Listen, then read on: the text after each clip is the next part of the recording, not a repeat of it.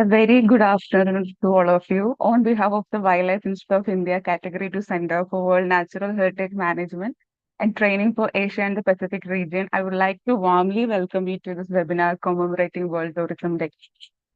We all know nature and wildlife tourism offers a unique opportunity for travelers to connect with nature and witness incredible species in the natural habitat. However, as the industry grows, so do its impact on wildlife and ecosystem. Sustainable tourism is essential to ensure that these experiences do not come at the cost of biodiversity loss or environment degradation. By adopting sustainable practices, we can ensure that tourism benefits both people and nature and for future generations. Every year, September 27 is celebrated as World Tourism Day. And this year, the United Nations World Tourism Organization, UNWTO, has chosen the theme Tourism and Sustainable Transformation. Inspired from that, we have designed this webinar to focus on the theme Sustainable Nature Tourism Models and Best Practices in Protected Areas. And we are very privileged and honored to have distinguished experts in the field of sustainable tourism as our guest speakers. We have Mr. Dorji Dhradul, the former Director General of Tourism, Bhutan, Mr. MGC Sooriyabandara, the former Director General of Department of Wildlife Conservation, Sri Lanka, Mr. Mohit Aggarwal, the founder and director of Asian Adventures, Mr. Sivaram Babu, the Deputy Conservator Forest of Kudremukh National Park, which is one of the natural World Heritage Sites in India, Dr. Nehru Prabakaran, Associate Nodal Officer of Wildlife Institute of India Category 2 Center, and Ms. Carolina Mendoça, Community and Membership Manager at Sustainable Travel International. Without further delay, I would like to invite Dr. Nehru Prabakaran, Associate Nodal Officer of Wildlife Institute of India Category 2 Center, to deliver the inaugural address for this webinar. Thank you, Meghna. I hope I'm audible. Yes, sir. Okay, thank you. So it's a pleasure. It's pleasure to have representing Wildlife Institute of India Category 2 Center in one of these very important webinars, sharing the screen with very distinguished speakers today. And it's a pleasure to deliver the inaugural address at this webinar of what is one of the most important topics in the sphere of conservation today, that of sustainable tourism with a focus on protected areas and World Heritage Sites. Sustainable tourism allows for visitors to experience the power of nature in a manner that encourages its protection while also allowing local communities to earn livelihood from their visitation. The webinar lineup is one of the great diversity, presenting to the audience ideas from globally renowned implementations of sustainable tourism in landscapes as far as Central and South America, as well as valuable lessons in the same from neighbors such as Bhutan and Sri Lanka.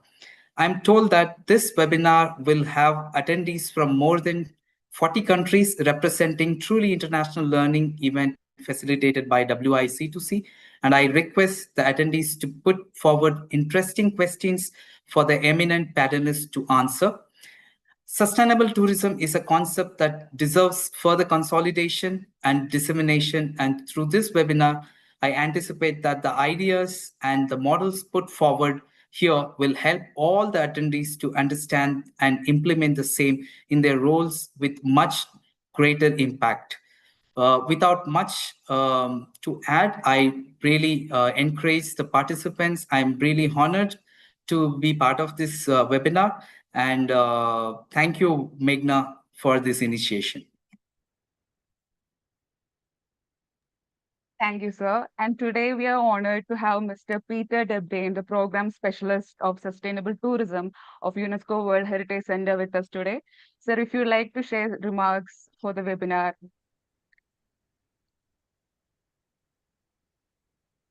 Sir, can you hear me?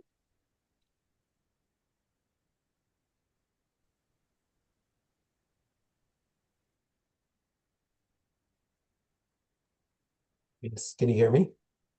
Yes, sir. Yes, sir. No, thank you very much, and thanks for this great initiative. I think here at UNESCO, our role is to safeguard both natural and cultural heritage, and we see tourism as a powerful tool for doing that. Of course, when managed responsibly, to support this mission. And I think protected areas in particular can they just can't simply be about minimizing harms. It must be actively contributing to conservation and strengthening the resilience of local communities. We've seen some inspiring models around the world, I think, and I look forward to discussing some of these in the webinar today. I really think that we're at a crossroads in some ways with tourism, and I think three shifts that we're seeing are critical. One in particular is science-based visitor management. This is a lot, UNESCO gives a lot of priority to visitor management, especially in protected areas. And of course, community empowerment, where the local people are not just beneficiaries, but co-stewards of these protected areas. And of course, climate action, with tourism supporting carbon reduction strategies, I think are also, it's going to be critical as we move forward on tourism in protected areas. So thank you again for this initiative, and I look forward to the discussion. Thank you so much for participating, sir. We're truly honored by your presence. To move forward, I would like to invite Dr. Nehru Prabakaran for context setting and talk about the tourism in World Heritage Sites. Thank you, Meghna. So let me share my screen. I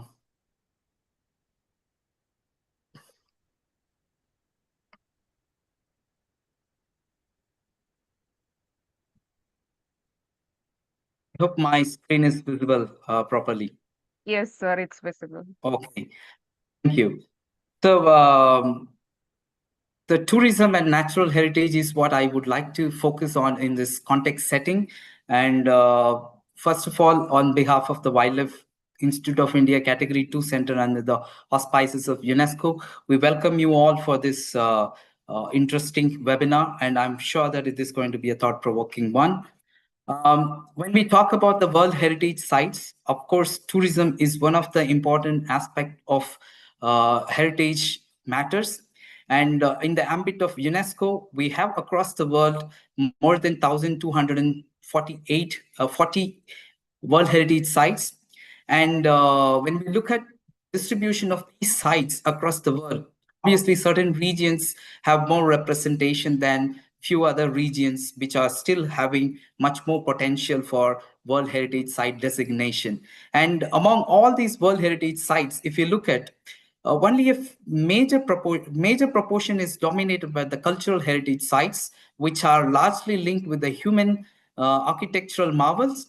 But we also have almost 235 natural and 41 mixed heritage sites, which have both cultural and natural elements. And within the Asia Pacific region, where the Wildlife Institute of India Category 2 Center have its mandates, we have more than 300 World Heritage properties, of which 73 are natural and 13 are cultural nature. That means a mixed World Heritage sites. When we talk about natural World Heritage site, we should first understand what is these places. Nature's most precious gift to humanity, as described by many experts. And these natural World Heritage sites are most extraordinary natural places on the planet, characterized by their natural beauty or outstanding biodiversity, ecosystem, or geological values. These are sites that are carrying a very unique value to the whole of humanity or the history of the world itself. The World Heritage Convention has provided international recognition to around, like we said, through more than 200 World Heritage sites under the natural heritage category, but these sites put together almost 3.5 million square kilometer of landmass across 100 countries.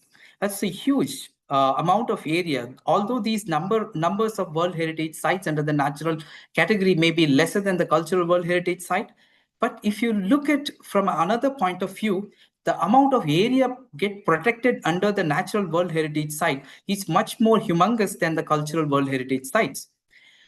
And what Wildlife Institute of India Category 2 Center, how it is linked with all this natural heritage dealings.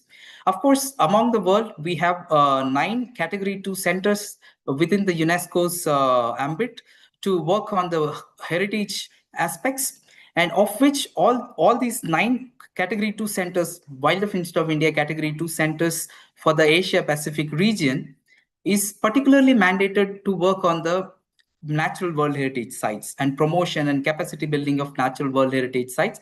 And to my knowledge, this is the only center with a focused mandate, whereas there are few Category 2 centers have focused areas of both cultural and natural heritage, where their cultural heritage dealings are always dominant.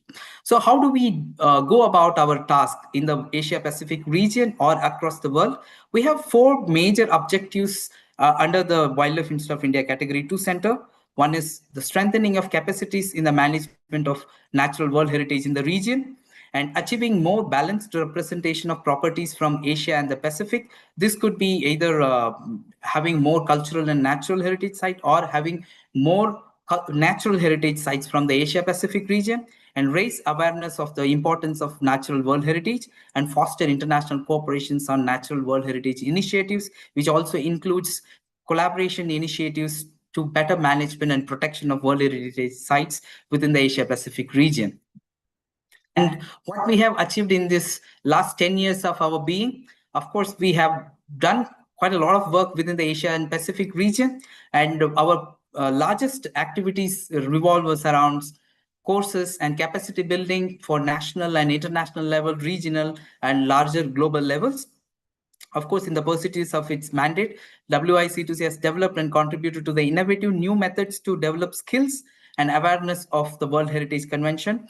We have trained more than 2,500 participants from more than 50 countries across 6 continents.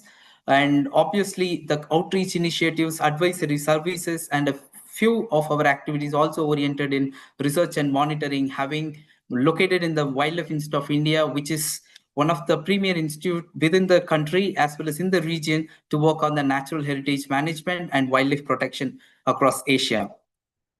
And when we talk about wildlife protection, one of the major aspect of wildlife protection is also how we're going to manage the tourism, whether the tourism is really making any difference in the protection and management of the World Heritage sites. As UN World Tourism Organization defines, sustainable tourism is a tourism development that meets the needs of the present tourist and host regions while protecting and enhancing opportunity for the future. So it doesn't really only about tapping into the potentials for the current generation, but also enhancing the opportunities for the future is one of the important aspects of the sustainable tourism model. And how are we going to do this? How WII-C2C in general going to play a role in promoting sustainable tourism, especially in the protected areas all across the Asia Pacific region, as well as within the natural World Heritage sites? So the Asia Pacific capacity building strategy of the World Heritage have identified 5 C's: credibility, conservation, capacity building, communities, and communications. So these are the 5 major pillars of the capacity building strategy for the Asia Pacific region. Within that, how tourism plays a role. Credibility is enabling the nomination of new World Heritage sites, helping bring in newer ideas into the World Heritage protection network while distributing tourism. And conservation, incorporating sustainable tourism into World Heritage management introduces indigenous and local knowledge, making for better protection practices. And capacity building, inclusion of sustainable tourism into curriculum enables trainees to implement ideas that provide long-term protection of World Heritage sites. Communities, of course, communities are the major pillar of protection. How we best going to engage with the communities, and then communication, how we going to communicate this entire model of sustainable tourism and the awareness and protection to various stakeholders. And when we talk about tourism, there are different angles to tourism and heritage tourism. Tourism, while it is focused on relaxation, but heritage tourism largely focuses on edutainment, where it goes hand in hand with education as well as relaxation. And tourism is oriented around the present and future, while the heritage tourism draws on the past and relates to the present. This is one of the important aspects of the heritage tourism. Tourists can be passive observers of attraction, but heritage tourists actively interpret the site history through their own perception, as well as the things that they learn through visiting the park, as well as from the initiatives that are taken up by the park itself. And where do we stand as far as the tourism and the sustainable management of tourism within the ambit of the World Heritage Sites? The the IUCN, which is the technical partner of UNESCO in the World Heritage Matters, in their third World Heritage Outlook, they assess the threats across the World Heritage Sites, and it appears it come out that tourism visitation and tourism infrastructures are among the 10 top 10 threats faced by all the World Heritage Sites across the world, especially the natural World Heritage Sites.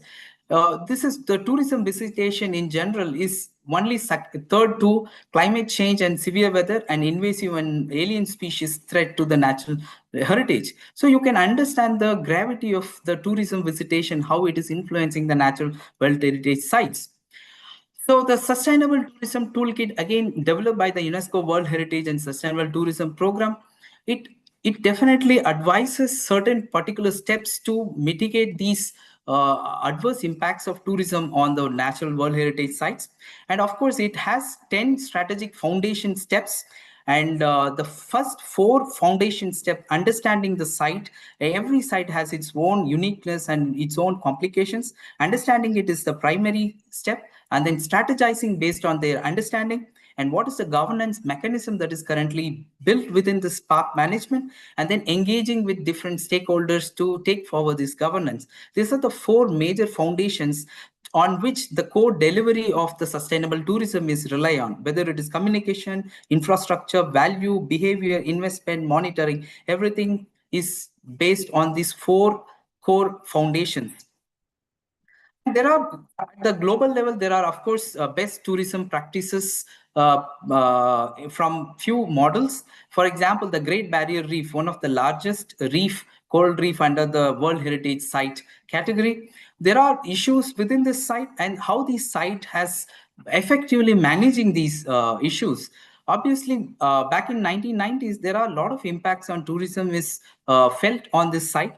And then around 1997, there are tourism operators and tourists started collecting coral observation during their visits, where the visitors are actively engaged in the monitoring of the health of the coral ecosystem. And this entire new program has evolved out of this, the Eye on the Reef, where tourism weekly monitoring program is one of the largest tourism-based coral reef monitoring collaboration on the planet. And these are some interesting steps where tourists are involved in the management or understanding of the park itself. Then WII-C2C in Egypt, it also have one interesting model where it has suffered unregulated tourism, unauthorized excavations. But then once the tourism entry exit points were regularized, once the trek paths are defined, then there is a huge shift in the management of the park, the improved conservation, increased perception of the value, and the community development. The communities are involved once it is regularized. And within India, the Arabic National Park also gives a very interesting insight into the park management, how it can contribute to the better management of a World Heritage. This is one of the highly ranked protected area within India under the Management Effectiveness Evaluation Program.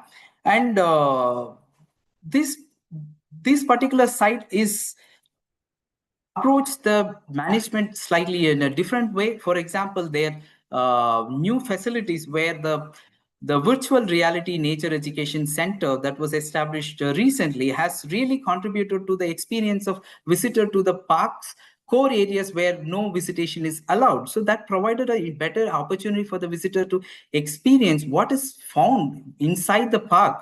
As well as this is one of the few sites in India where it is disabled friendly, enabling a lot of people to come forward to experience the nature wonders within the site. And there are many much interesting examples across the world. I'm very sure in this tourism, in this particular webinar, with the array of very honorable speakers, we get to know more about the sustainable practices across different models in the protected areas. I'm really thrilled to understand how the entire realm of sustainable tourism is acting upon the protected areas in the across the globe. Thank you everyone for joining us today, and I look forward to the very important engagement and fruitful outcomes from this webinar. Thank you. Thank you. Thank you, sir, for explaining the center, explaining about Wildlife Institute of India Category 2 Center and sustainable tourism in the context of natural World Heritage sites across the globe. Thank you, sir. Next, moving on, we have Ms. Carolina Mendoza. She is the Community and Membership Manager at Sustainable Travel International. Also, on behalf of the Sustainable Travel International, we have the CEO of Sustainable Travel International, Ms. Paloma Zapata, present here. Ms. Paloma, we are truly honored by your presence. Thank you for joining us. And let me introduce Ms. Carolina Mendoza, who is the speaker. Carolina was born and raised in Azores, where her passion for sustainability first took root. With more than 9 years of experience in sustainable tourism, she has worked with governments, NGOs, and the private sector to design and implement strategies that balance visitor experience with biodiversity protection and local development. She previously coordinated the Azores journey to EarthCheck certification, positioning the island among the world's most sustainable destinations. She is currently the Community and Membership Manager at Sustainable Travel International, where she focuses on engaging the global community and supporting the tourism sector on its journey towards sustainability. Over to you, Ms. Carolina. Hi, good morning, everyone. It is such a pleasure and an honor to be here today with you, and thank you so much for the invitation. I am here speaking on behalf of my colleague, the CEO of Sustainable Travel International, Paloma, and it's truly an honor. I will just start by sharing my screen.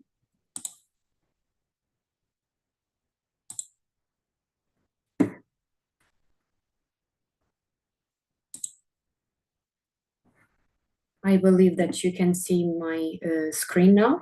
Yes, yes, it's visible, it's visible. If you can please confirm. Okay, great then. So to start with my presentation, which is about the global learnings in sustainable tourism, nature tourism, and to celebrate such an important day as the World Tourism Day, I would like to start with a provocative question, which is, what if every visitor to your park left it better than they found it? So this is the idea in the art of sustainable nature tourism. So it's moving beyond simply reducing harm to actually leaving a net positive impact on nature and communities. Let's just take a look at this slide. This is just some examples that show what happens when tourism in nature is not managed so well. So we have this overcrowded places that will reduce the visitor experience, which leads to ecosystem damage, and local communities often feel excluded or overwhelmed when visitor flows bring little benefits and losses and lots of disruption. So on management, growth not only harms nature and communities, it harms the tourism sector itself, and visitors stop coming when these places lose their magic. So if we move on to the next slide, we can see that this matters a lot, because protected areas are under an enormous pressure, and parks and sanctuaries face more demands than ever due to climate change. Effects. It is reshaping the habitats and visitor patterns. Biodiversity loss is accelerating, and many sites face rising visitors numbers. So what we need to do is to move from the do no harm, which was the goal for many years, and then it evolved to minimize the harm. But today, global leaders are setting a higher bar to become net positive, because sustainable tourism cannot be just about reducing the negative impacts and maximizing the positive benefits.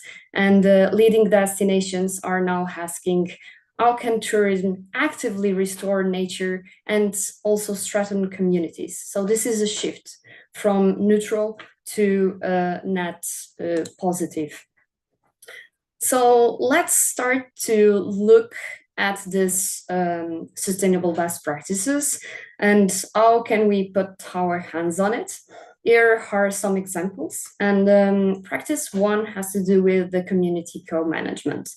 So the first thing is to, protected areas will thrive when local and indigenous communities are not just bystanders, but they are co-owners of the tourism story.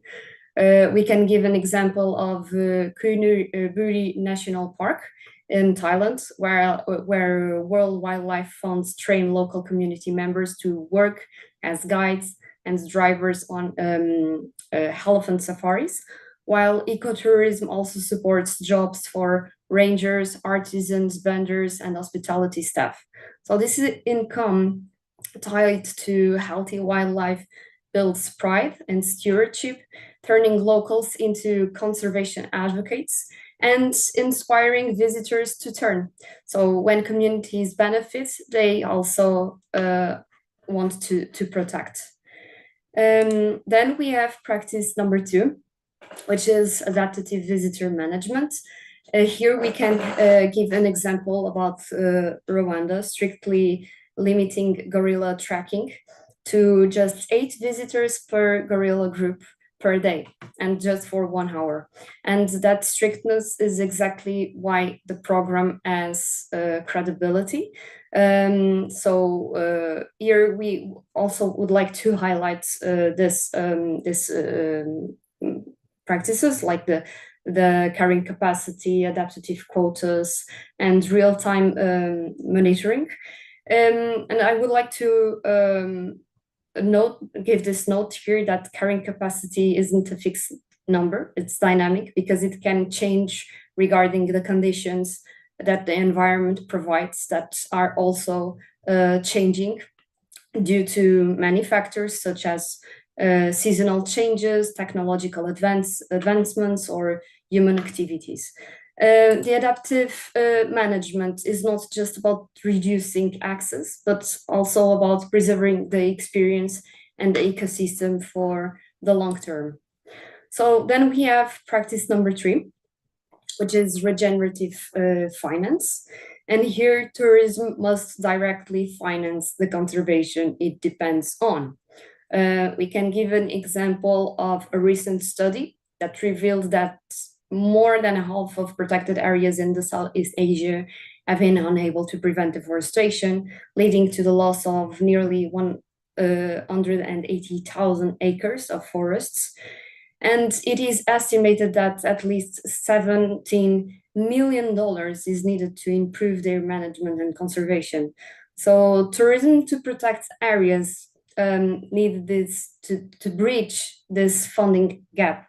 The industry is the largest market-based contributor to finance protected areas, and revenue from visitor entrance fees, along with operating fees paid by travel companies offering services like tours and lodging, directly support the protection and maintenance of these lands. We have also practice number 4, which is climate smart tourism. So tourism both contributes and is strengthened by climate change, which means that we really need climate smart design. So some examples are like shaded trails, solar powered safari vehicles, raised boardwalks to cope with floods, and every infrastructure decision now has to be more climate informed. For example, in Amazon reserves, they have raised walkways, which means that tourists can still visit these places even when rivers flood. And this reduces cancellation while protecting the wetlands.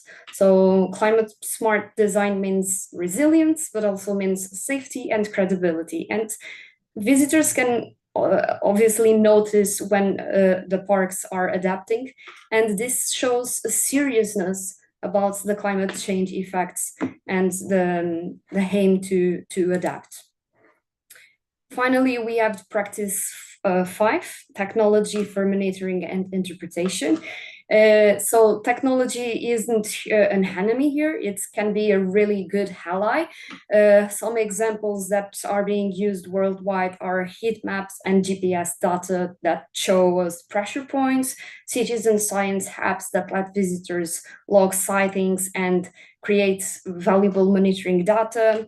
And we have an example in marine reserves where apps can let divers log species that they see. And this same data can be used by scientists to track biodiversity trends. So data is really power ally because it can empower managers and decision makers in enhancing the visitor experience while reducing the strain in sensitive zones.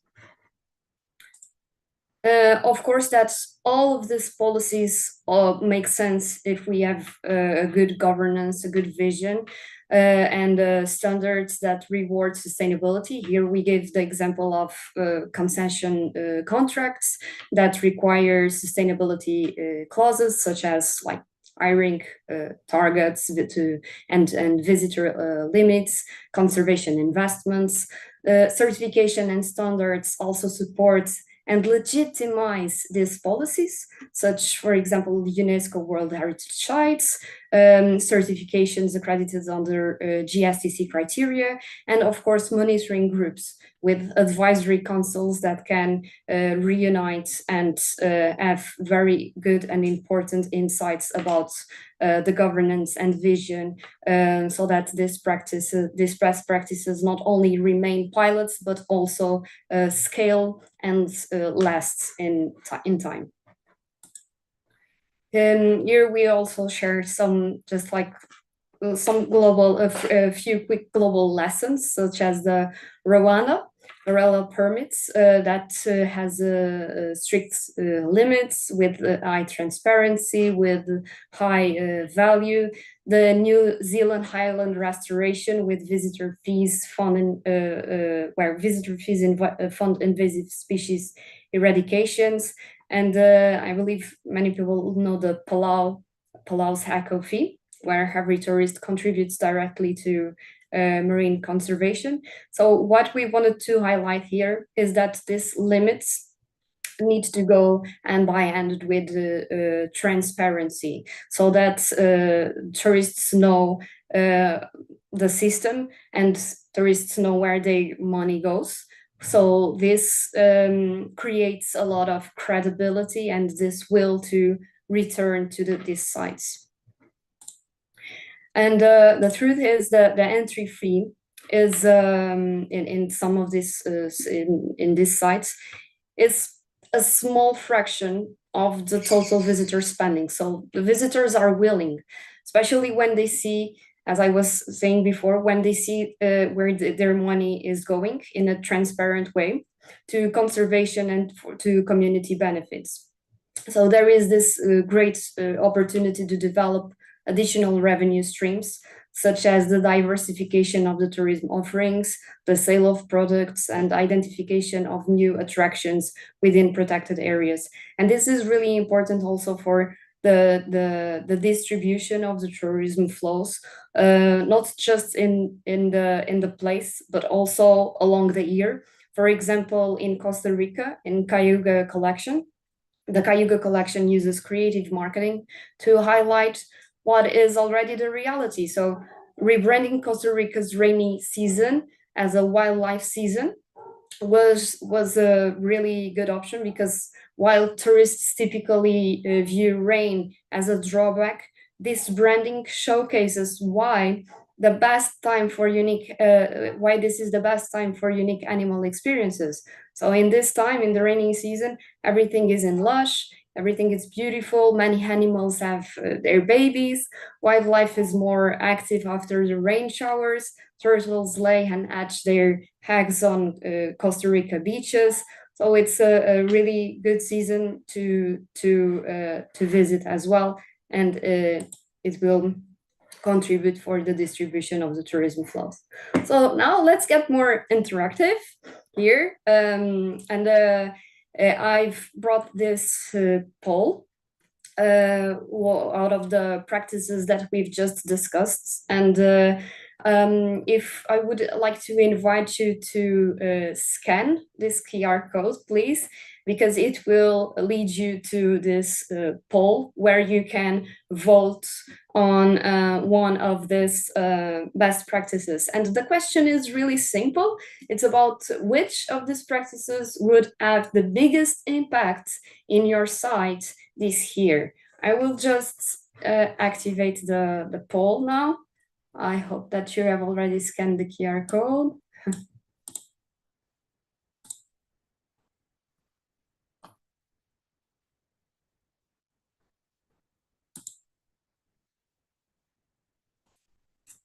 Okay, I can see you are voting.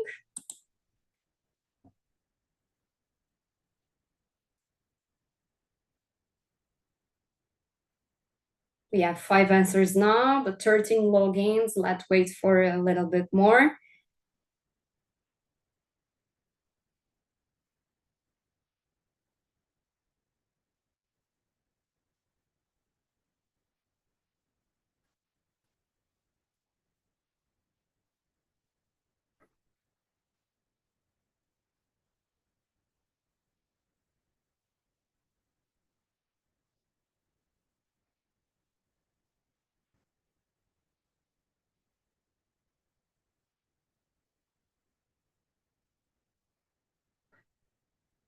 Ten answers now.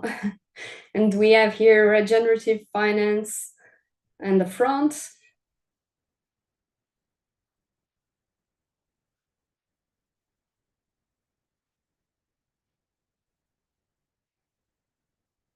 I believe that everyone has already voted. Well, I have 10 from 14. 14 have already logged in.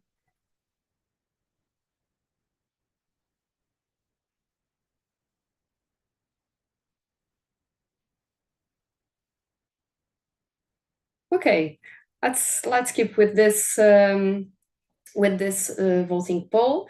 So we have let's say a winner here, regenerative finance, which is really important, as we could see in the practice. So the finance that is that returns to the conservation efforts.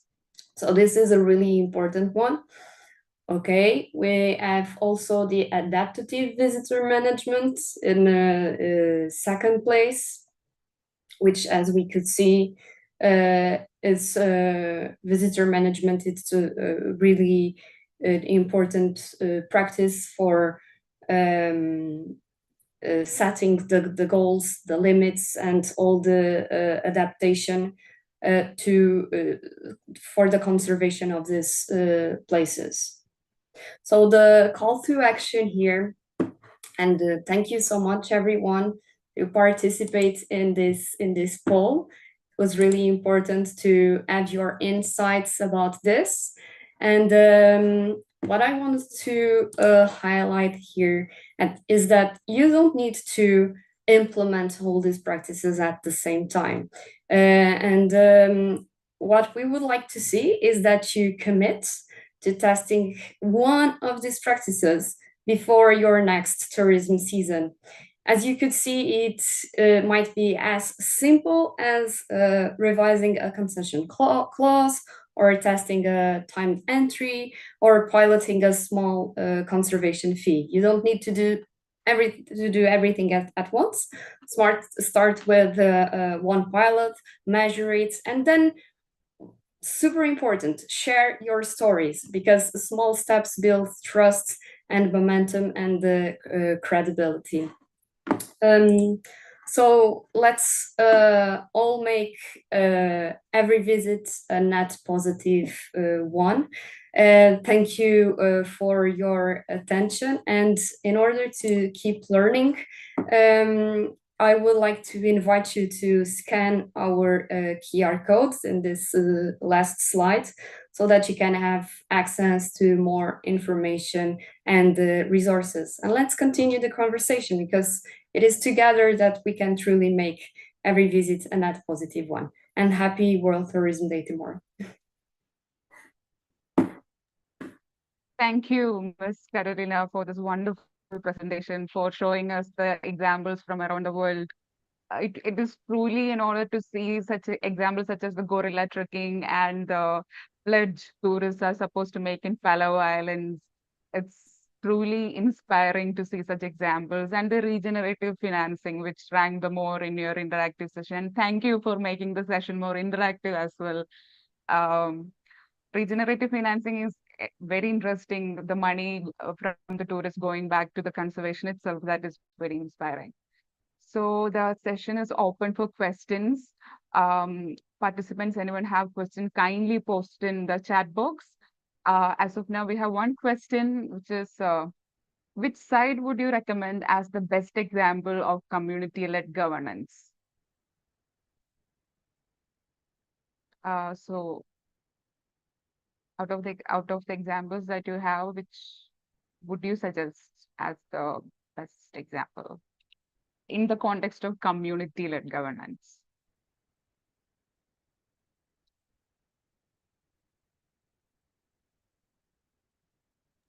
I'm sorry, I was muted and was not finding the button. Well, I gave that first example about the community co-management in Thailand, where the community members work as guides and the drivers are on elephant safaris, while ecotourism also supports for rangers, artisans, vendors, and hospitality staff. So it's important because the income is tied to the wildlife and builds pride and stewardship. And of course, you can also find in Sustainable Travel International website. I really invite you to visit the website and look for the case studies and best practices. We share a lot of information there, and it's very useful because these best practices can serve as pilots and global examples to other regions in the world to start implementing as well this conservation efforts. Thank you, Ms. Carolina. And Ms. Paloma, the CEO of Sustainable Travel International, also shared another example, which is Gunaya La Comarca in Panama. Thank you, Ms. Paloma. So thank you for the session. Moving on to our next speaker, Srishti. Okay, we have one more question from the participant, Ms. Srishti. Would you like Hi, to? hello. No, actually, I didn't have a question, but in the same context, we also have community-led tourism going on in the western coast of Maharashtra currently, which is being supported, I think, by UNESCO as well. There are women-led groups who are leading the charge on wetland tourism across the coast in the southern parts of Maharashtra, and they work as guides. They take people around, so that is also a good example of how communities can bring about difference in the tourism sector here as well. Thank you, Srishti. Thank you for sharing. Thank you.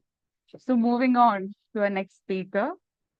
Our next speaker is the former Director General of Tourism from Bhutan, and we all know Bhutan has the unique example of high value, low volume model, which is the only country in the world focusing on the happiness, focusing on the happiness of the citizens as the growth model. Mr. Dorji Dhradul is one of Bhutan's leading voices in sustainable tourism and destination development. He served as Director General of the Tourism Council of Bhutan and Department of Tourism from 2019 to March 2024, championing Bhutan's high-value, low-volume tourism model and guiding the sector through the COVID-19 pandemic. He held key international roles, including chair of the steering committee of the Global Environment Facility, United Nations Development Program Ecotourism Project, member of the United Nations World Tourism Organization, Committee for Tourism and Sustainability, and vice chairperson of the UNWTO Commission for South Asia.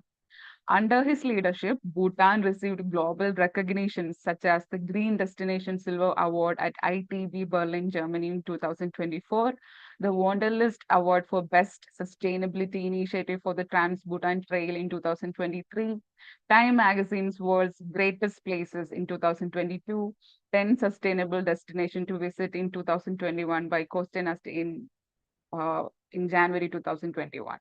Today, he calls himself as a creativity catalyst with a mission to inspire other Bhutanese to be more creative and thus public speaking on creativity and role of men and women in environment. Over to you, sir.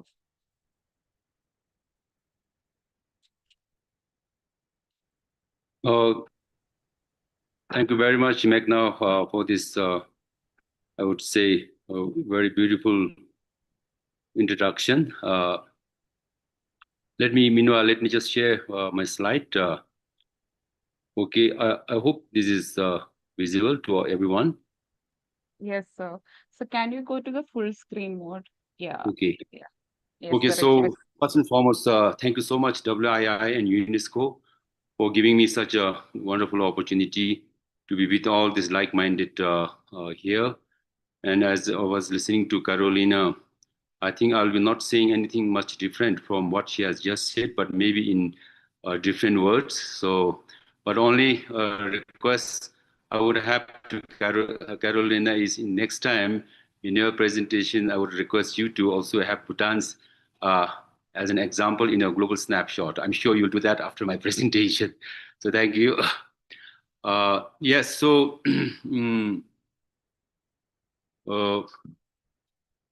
let me, I also have a slide. And now first because my subject is in responsible tourism. So I just wanted to, of course, all of us here, as I said, we are like-minded. So we all know this subject very well, but still then, what is responsible tourism? Well, it is a travel that creates more benefit than burden and focus on environmental care, cultural respect, and community benefits.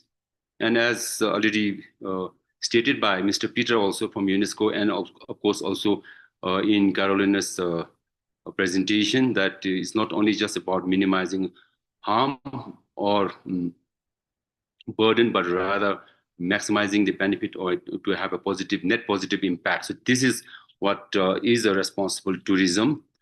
And then the next question that I ask is, who is responsible for responsible tourism? So of course, again, we all know this, but I have put here 4 major categories of people or group that is responsible for making responsible tourism. So first and foremost, of course, is the government of the host nation. And when I say government of the host nation, it is also, we're talking about the leadership and the policy. Then the second group is the tourism industry itself, which dominantly includes the tour operators, the hotels, the guides, and the transport providers, and others also. And then the third major group is the communities, which again includes farmers, civil servants, students, business. In fact, everyone in the country would also come under this this category. And then, of course, the most important is the visitors themselves, the travelers themselves, who will be responsible for making tourism a responsible experience.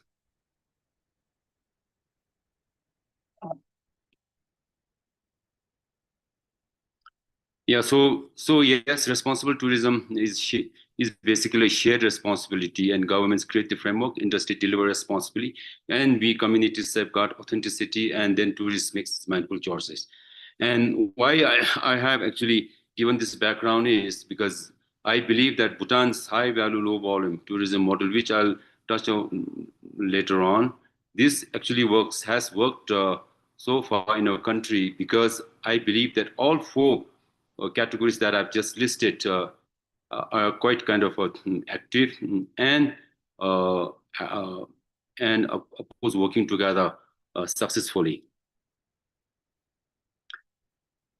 And when we now talk about responsible tourism, when you talk about anything that we do, or whether it is in my country or anywhere else here, basically, as I said earlier, we are talking about the government and the policy and the leadership.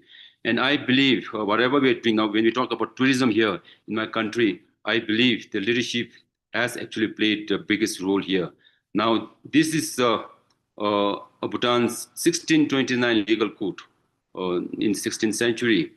This legal code stated that if a government cannot create happiness for its people, then there is no purpose for government to exist. I mean, just imagine this is in 16th century. And then, of course, I believe this is actually kind of a route that today I think most of us might know here, that Bhutan, we follow a very unique development philosophy, which is known as gross national happiness. And I believe this has its root in this Bhutan's 1629 legal code, and wherein basically what it says is development is seen more as more than economics. It is not just, it is about humans living in harmony with nature.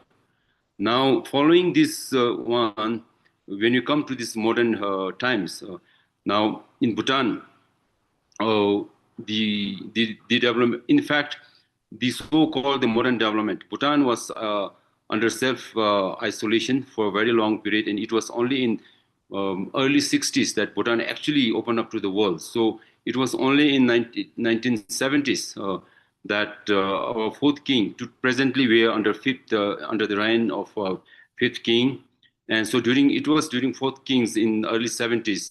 In fact, when the fourth king took the throne, he was just 16 years old. Then, of course, the youngest monarch in the world. And at such a tender age, in the early 70s, he actually challenged what we presently, I mean, most of the world, we still follow the development philosophy of gross domestic product, but His Majesty of the beloved, the great fourth, we call him, he basically challenged the GDP model of development and came up with this, what is known today as gross national happiness.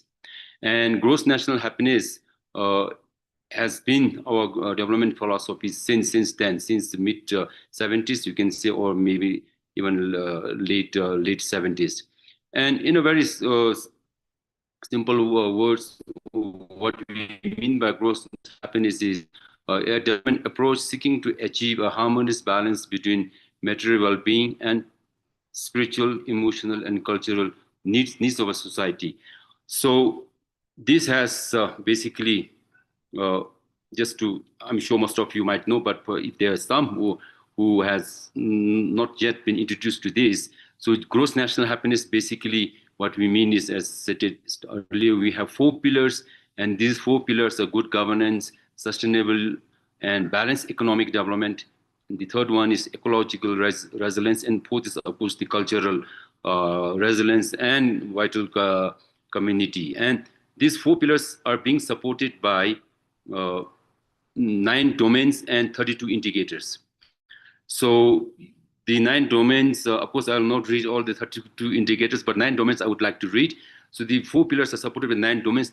These 9 domains are, first, if I say, is this psychological well-being, then second, health, third is community vitality, fourth is living standard, fifth is governance, sixth is environmental diversity, sixth is culture, then education, time use. So this, and then now if you take one domain, let's say psychological well-being, so under there we have 3 indicators: emotional balance, spirituality, and general psychological distress. So total, we have 32 indicators, and that's how we kind of implement our programs and activities. And then, of course, that's how we also measure the gross national happiness of our citizens.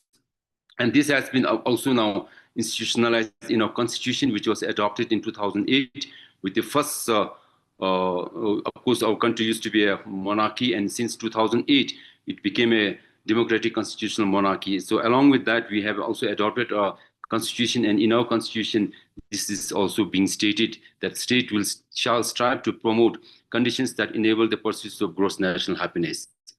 Now, the point I'm trying to drive at is, so tourism in Bhutan is very much guided by G and H, gross national happiness. In fact, just for information, it's not just tourism. Any industry, anything that we do in a country has to be guided by this development philosophy. And may I have this honor to play this short 3 minutes video, an address by our present king, His Majesty King Jigme Singh Jigme Khesar Namgyal Wangchu. And basically he here talks about our tourism policy, the farsightedness and the visionary. And of course, most of the talk is in our national language, but there are in between some English, so I'm sure you'll be able to grasp the message here. I hope there's a sound there. The Jebelabajin any Marashiship Tontumji, Tinga 1970s na lo, do Gahab Tashal Pas meeting a cheating on Amazimichi Lalim Matabal. That industry was still in its infancy. It's only after Dugejiba's coronation that we started thinking about building a tourism policy. The Hanigalu Machi Dubsu, Tingan Dugejiba Junanobal. Sundu Nabikablu, high value, low volume policy Chiguzu gets. The Anidi Kaches. She give me so Majiluta Gazematobal, why Drupsu Jungumindo, the tourist Jatamba ke Matsubigale, low volume goes in of mess. Kachiki Lujinas, Gakab di Jankai mess. The Divadi, Ruchi Gakab Luche Zam Lashadu, Machina do Gakab di Rida Chaki Gakab, Shingam Hubzume, go Karachi, tourist Nonochi Nakia the Virgin. The Digi Misselu Kokabzo, Kare Yakita Begale, the Drugita Madus Sessas. The Debo, the Natural Drubagi, La Betang, Tawa Madoji, Ripa Madoji, Jenkate Mimi Naduzul. We're special.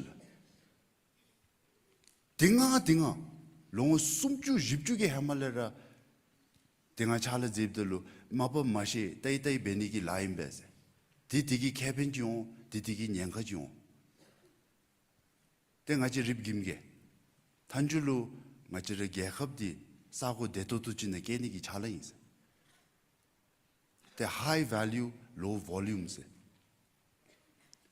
30 years on, that dash.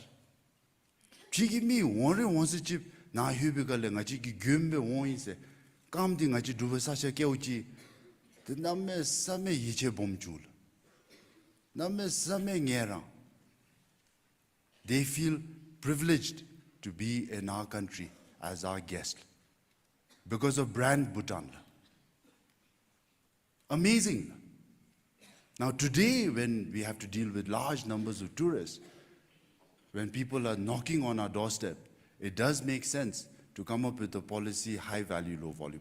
But 30 years ago, when people didn't even know where Bhutan was, nga tinga America go tangba jodalo nga Bhutan li so the Bhutan katile mo situmel UK lo jo we nga Bhutan li so the Bhutan kati se midi mo selam te ani ganle te name same maungen ji chingi te chala sun yamse cheto to be zena. That is what I mean, forging our own path, our country, our future, our destiny. Thank you very much.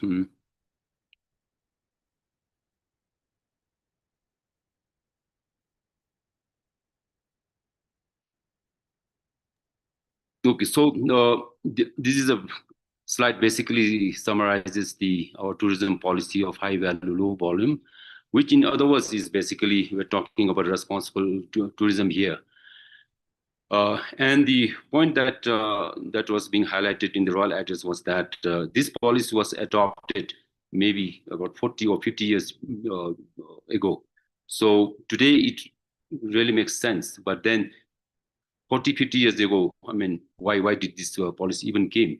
So basically, we are talking about here the leadership, the visionary leadership that we had.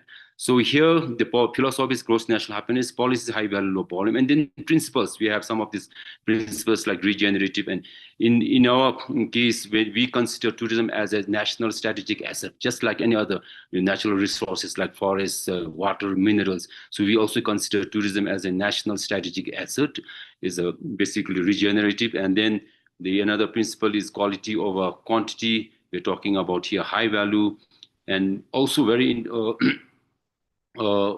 interestingly, our principle is also when it comes to tourism, we are seeing tourism is not an industry, and we are going beyond revenue. It's not just about making money from tourism, and also being responsible both from the host side and also from the visitors side. And then of course we have certain values, Bhutan belief, which is a brand Bhutan. And then of course we are also talking about when we are dealing with the visitors, we are hoping to make our visitors experience that they have a harmony with self and others in nature, immersive, inclusive.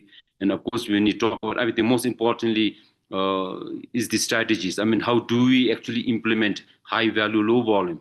So first and foremost is the SDF, which is the Sustainable Development Fee, the tourism levy. Of course, in Carolina's presentation also there was information on the fee, but in Bhutan's case, I think while other countries also impose certain fees in tourism, and some of them are quite recent, but Bhutan's case, it was since last 50 years.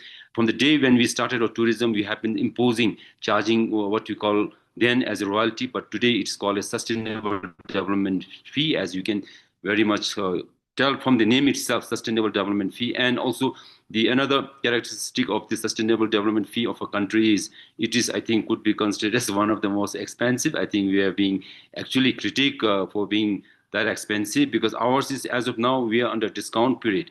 Otherwise, it used to be 200 USD per person per day. So it is not one time, it is per day, per person. So therefore, presently we are under discount period, so it is 100 USD, the SDF. And then of course the other strategy is that all visitors coming to a country, they will be guided. I mean, we cannot have visitors here on their own. They have to be staying in a government certified hotels, and they should have a guide license, and then of course all operations are regulated and guided. And the main reason is not really not to give freedom or flexibility to the visitors. Of course, if a visitor wants to be on their own, they can be on their own, but the regulation says that they should have a identified guide, for instance. And also the need for them to stay in a government certified hotel is again to ensure that they have a proper kind of accommodation. So these are basically some of the and then indirectly, we are also saying that our strategy is saying that for visitors to come to Bhutan, I think they need to have a minimum money to spend. For example, the minimum is the 100 USD that they will be paying for the SDF, and then of course plus. So these are some of our strategies. And interestingly, as I was saying earlier, this is not something that just came in last 5 or 10 years. It was there since the day we started our tourism in 1974. Then all along, we have been always trying to target our visitors' profile. So we were always trying to target a mindful, responsible, those visitors who actually believe in what Bhutan is doing. And as they return to their countries, places after visiting, they go as our brand ambassadors. So then finally, we are talking about exclusive destination and exclusive experience. And then, of course, we are talking about responsibility tourism. And of course, at the same time, we are also not forgetting about the revenue that we are going to get from this tourism. So in a gist, this is just what we actually mean by high value, low volume, and how it is being operationalized. And this is very much grounded in our development philosophy of gross national happiness.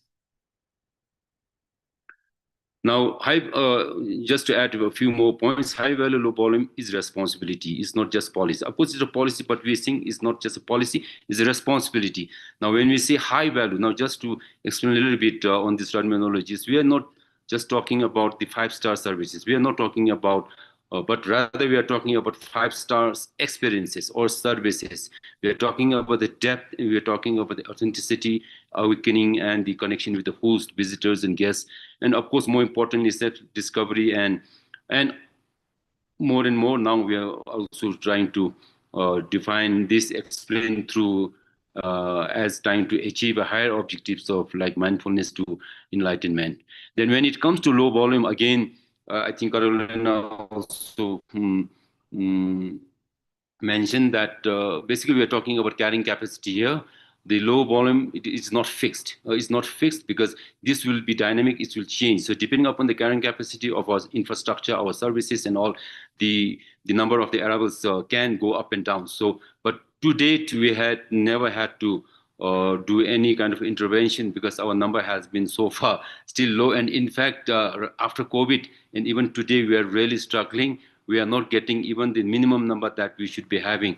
Because in 2019, just before COVID, we received around 315,000. And this year, in 2025, we are already now end of September, we have received, I think, hardly 100,000.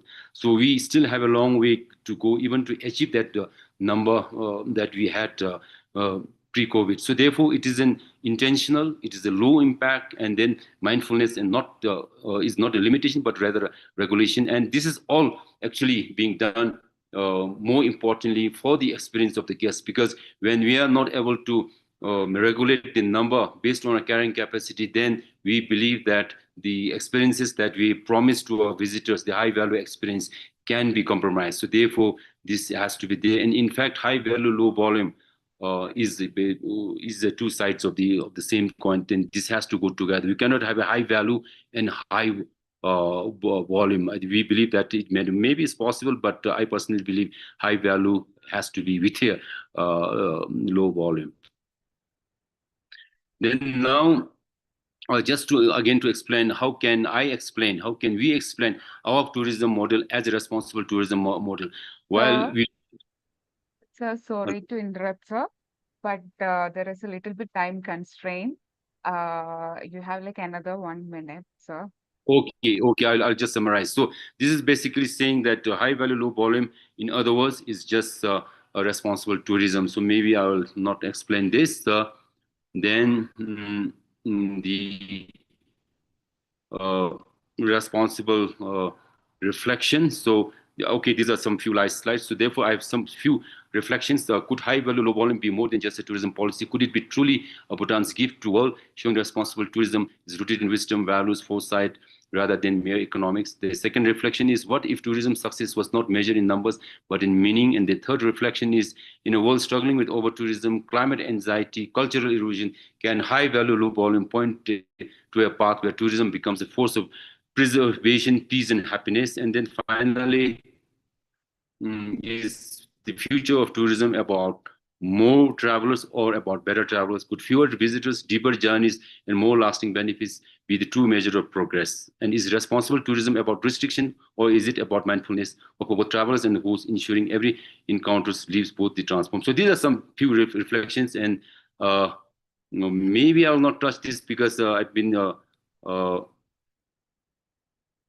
maybe later on when we have time, because I was going to say that the next level of responsible tourism is now what we are trying to promote is mindfulness tourism. So Bhutan is already into the next level of tourism, which we call as mindfulness tourism. And in fact, Bhutan is already coming up. We are building a city known as Gelfu Mindfulness City, and that city is going to be first of its kind in the world, and basically is going to be a city wherein we are going to, it will be guided by a principle of spirituality, sustainability, gross national happiness, high value, low value tourism. Okay, maybe I'll stop here on to annoy the organizer, maybe just a light slide. Mindfulness tourism is travel is not an escapist, it's an awakening. Thank you very much. Thank you, sir. Thank you so much. It's the model of Bhutan, the citizen first approach is something that can be used as a case study for all other countries, like how Bhutan is a model for nations that pursue development that nurtures both people and nature, not just the nature, but also put people first. Environment sustainability and social equity both are equally important in Bhutan. Like the citizen first approach is a global case study. Thank you, sir, for the presentation. Due to the time constraint, we have a couple of questions in the chat box, but due to the time constraint, we are moving on to the next speaker. The questions will be answered by the end of the session. Sir, if you can answer in the chat box, that would be amazing. So, moving on to the next speaker.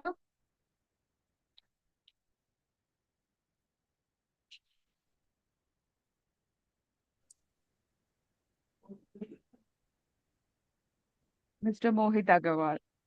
Mr. Mohit Aggarwal is the founder and chief executive officer of Asian Adventures, a pioneering wildlife and ecotourism company established in 1994. He began his conservation journey at traffic, uh, trade record analysis of flora and fauna in Commerce India, part of the International Union for Conservation of Nature and Worldwide Fund for Nature. Under his leadership, Asian Adventures manages Jungle Law Birding Lodge in Pangote, Nainital, recognized as the first birding lodge in India, and has established ecotourism lodges in several biodiversity-rich destinations, including the first birding lodge of Gujarat at Gir National Park. With a steadfast commitment to tourism for conservation, conservation for tourism, he now spearheads the upcoming Global Wildlife Fair and serve as vice chair of the Asian Ecotourism Network, promoting authentic sustainable tourism across Asia. He has also been certified in sustainable tourism by the Global Sustainable Tourism Council, GSTC. Over to you, sir. Thank you. Thank you so much, Meghna. A wonderful introduction. Thank you. I'd like to start with my slideshow. And one second, let me share. Are you going to share or shall I share? I can share. So if Because you then we like, can move. it's up to you, sir. Yeah. Okay, good. So friends, I've been listening to Dorji sir and I've been listening to Carolina. And I think I'm not going to go into technicalities because a lot of us who are already here, they know the real essence of ecotourism. They know the definition of UNWTO, and they know what ecotourism holds for us. So here I'm going to talk about ecotourism in a little different way. I'm not going to go into scientific methodology or the concepts and things like that. I'm going to give you some stories, slide by slide. I only decided this after hearing Dorji sir and Carolina that, I think in terms of its science, which is so deep and so enriched now, in the year 2025, people have really moved ahead with the concepts of ecotourism in a very proper way. I think it'll be, I won't do fair justice to it. So I'm going to talk about various anecdotes. I'll give you some stories as I go along. Some will be interesting and some will be heart-wrenching. So let's go ahead with this. So visitor management in ecotourism, I think, is the key component to the entire concept of tourism. It governs, it drives the force, every force that ecotourism has. And I think it also safeguards the destination's integrity. It sort of intelligently balances conservation and satisfaction. So we've got, I just want to know, can you just put in the chat if I'm clearly audible? And if I am, then I'll just continue to. You are, sir. Okay, great. Thank you. I've been, my colleague is telling me to do something to the curtains. Okay, that's okay. Don't worry about it. Yeah, people are more interested in this story. Yeah, don't worry. Okay, sorry. So it's about safeguarding destinations integrity. It's not about restricting tourism. It's about understanding what is over-tourism. It's about going deeper into what's required, what's not required. A very dear friend of mine from North Bengal would say, Mohit, whole lot of definitions, whole lot of sciences, are there, but ecotourism is consciousness. And that's exactly what Dorji sir said. In our culture, we believe that we made up of 5 elements. And I remember when we would be studying and taking an exam or something and sitting on the desk for hours together, my mother or my grandmother would come and tell me, go out, change your space and get some fresh air, breathe some fresh air. So what she was trying to say was change 1 or 2 elements and the other 3 will change. change your space, change your air, right? So then your earth, water, fire will also change. And that is what tourism does. Tourism evolves people. It takes them to refreshing their 5 elements. And if you're made up of 5 elements, anything that you reboot, refresh, it brings back your original self or makes you even better. So that is what happens. And you all know ecotourism means a sustainable tourism in the natural areas. So the natural areas talk to us. They breathe. They are the ones who rejuvenate us. And that's what we need to look at as we go along. Yeah. And let me move to the next slide. Why visitor management? So, there are two kinds of tourism, I would say. One is nature-based. The other one is tourism. I mean, really tourism, right? And then what happens with tourism is it's competitive. It is supposed to be an industry. And it's an industry that makes money out of helping people travel around and enriching their experiences of life. Ecotourism is the same thing, but it happens in those areas where there's greener environment or something that brings us back to our original selves. So it has environmental impact. It has cultures, traditions, and it's a very intelligent sort of a balance, like I said. So visitor management, if it's not there, you can't protect landscapes. I'm 100% sure about this. I'll tell you, we have lots of these national parks, which are teeming with wildlife, and culturally they are extremely rich because of the local wisdom, the tribal culture, or the local people and their value systems and the way they live. They're not like urban people who keep running to the hospital for every small ailment because they know how to heal themselves. They are not the ones who they live with faith. So there's a lot of input that goes into how humans should live on this planet. And that happens naturally. One doesn't have to work very hard on it. But in the urban areas, as we become more urbanized, we lose out these value systems. There are fears to exercise those value systems. So visitor management is important because it sort of becomes the key balancing factor in it. Let me move to the next one. Stakeholders and responsibilities.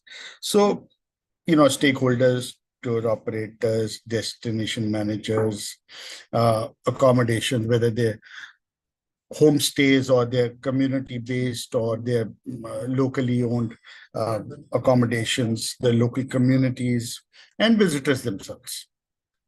So these are the stakeholders in it. Now, there are various tiers in this. There is the tour operators who can be from that area, or they can be sitting anywhere in London or America or Bhutan or India and doing their business. There are two approaches. One is top-down, the other one is bottom-up approach. I feel I'm a wildlife guy, and I just want to save every life form on this planet.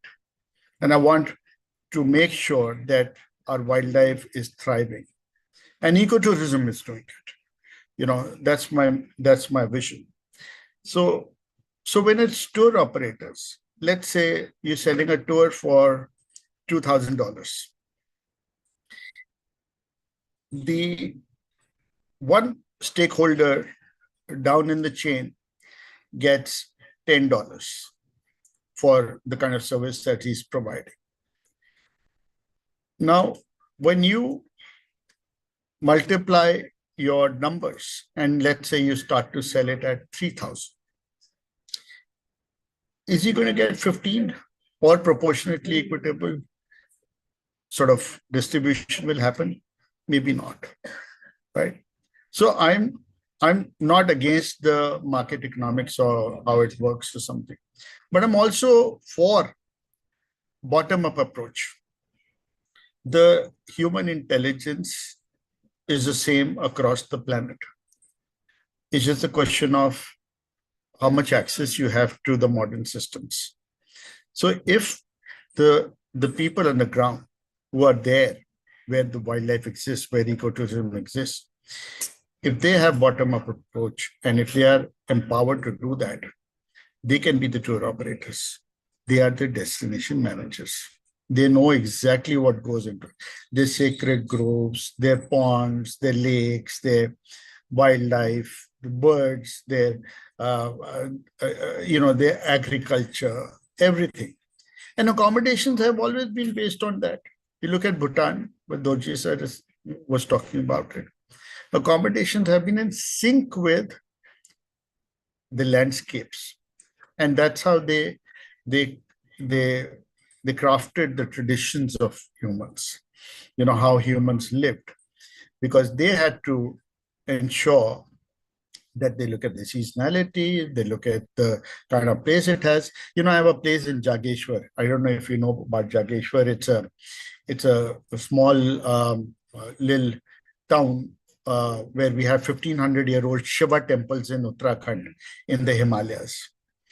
And there, in the entire Kumaon and Aggarwal and other places, you have carved doors and windows. There are telescopic doors. And you know why they're telescopic?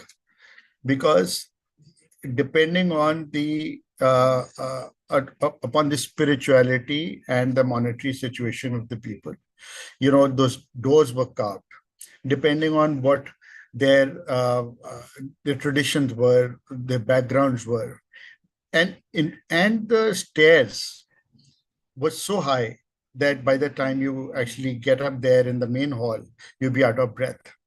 And that was the main reason for that, was to have your person coming inside your house, dropping his ego, so that he can bend down to bow down to the owners of the house, and the owners of the house start to serve him food, look at him with love and care.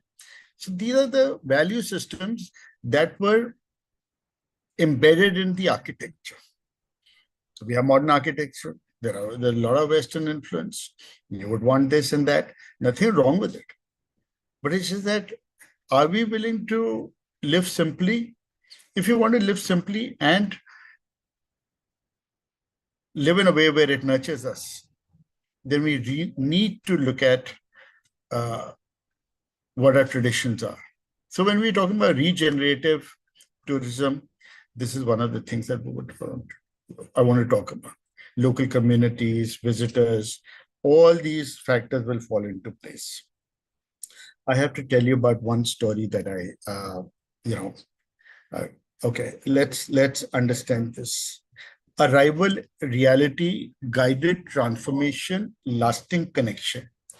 You know, I was flying from Taiwan the other day, and I'd gone for the World Bird Fair, and I was watching a movie on the flight.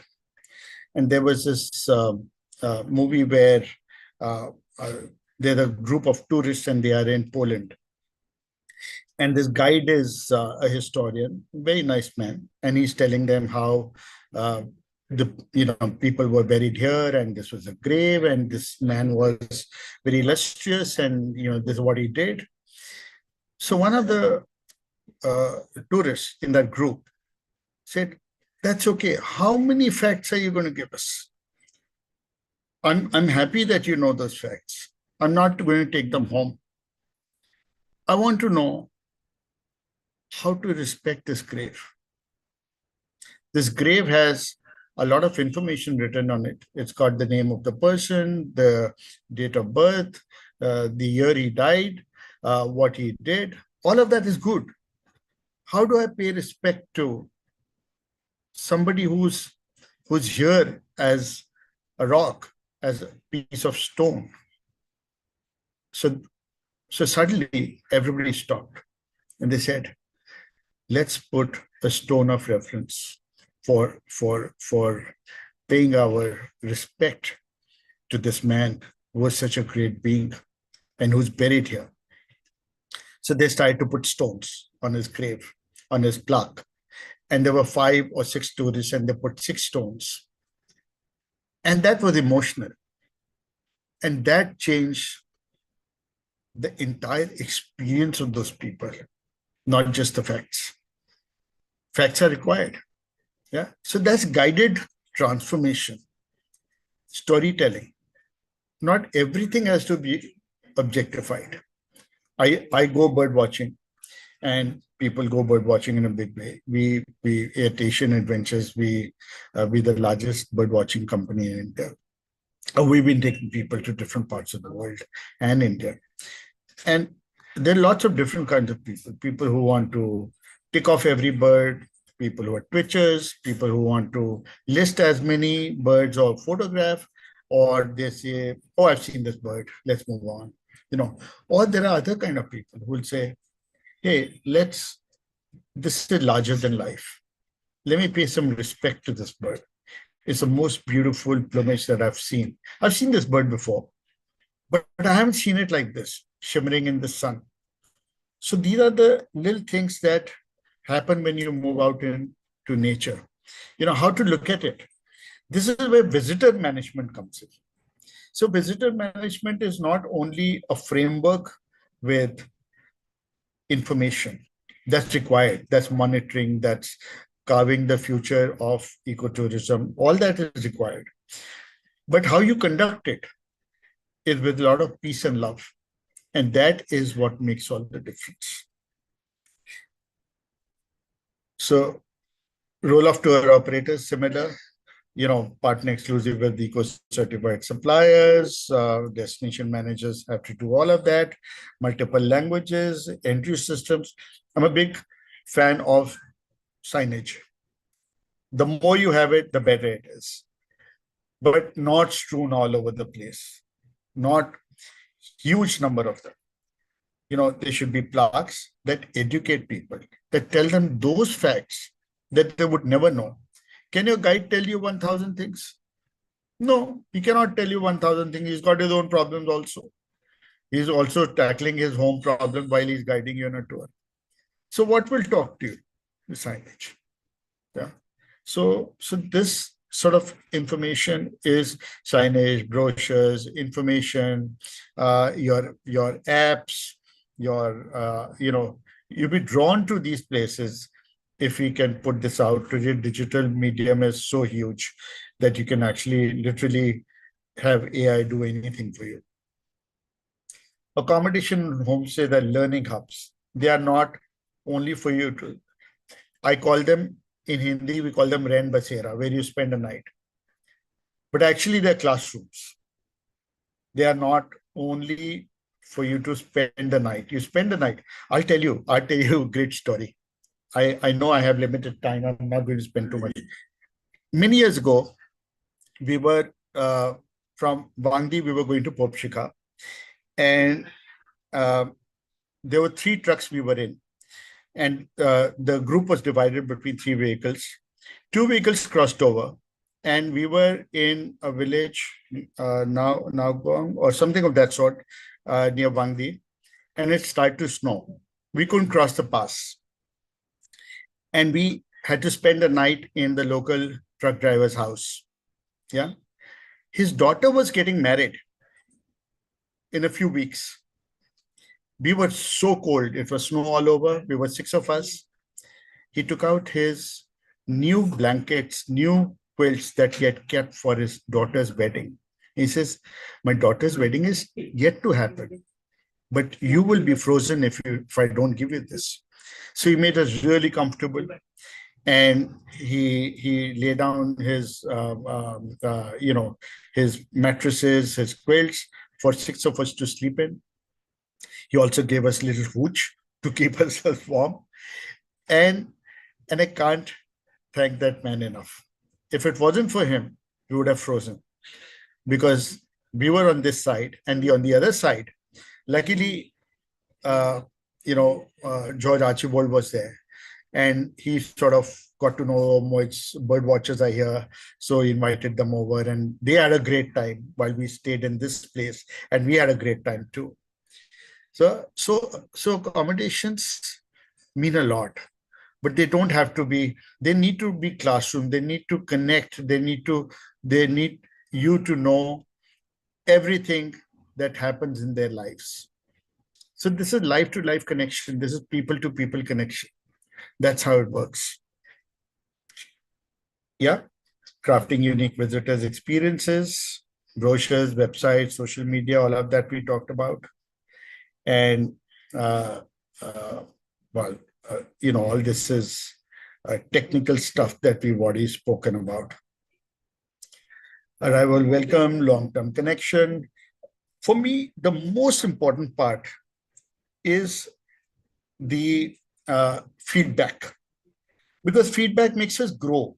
It makes us understand what people want, but we have to also educate people on what we can give. If I go from here from Delhi to, let's say, a wildlife place, I want to take Delhi with me. Why should I take Delhi with me? That place has its own charm. It has its own USP, and we shouldn't destroy that, right? But what has happened is, because people think that this is what they need, the tourists need, they start to modify things for them. Nothing wrong with that, but it sort of dilutes the essence of that place, the USP of that place.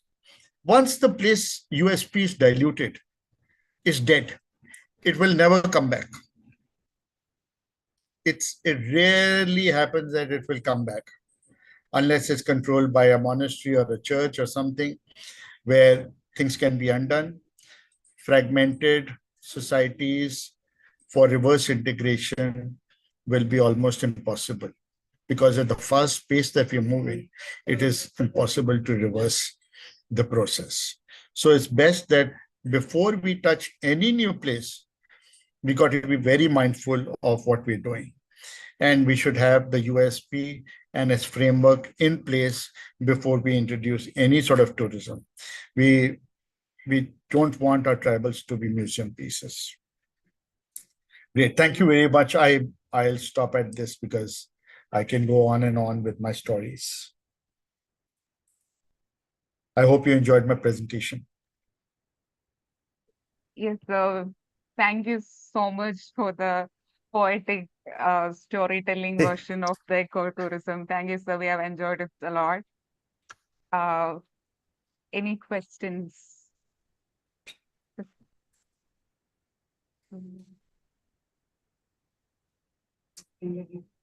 Thank you, Paloma. Thank you very much.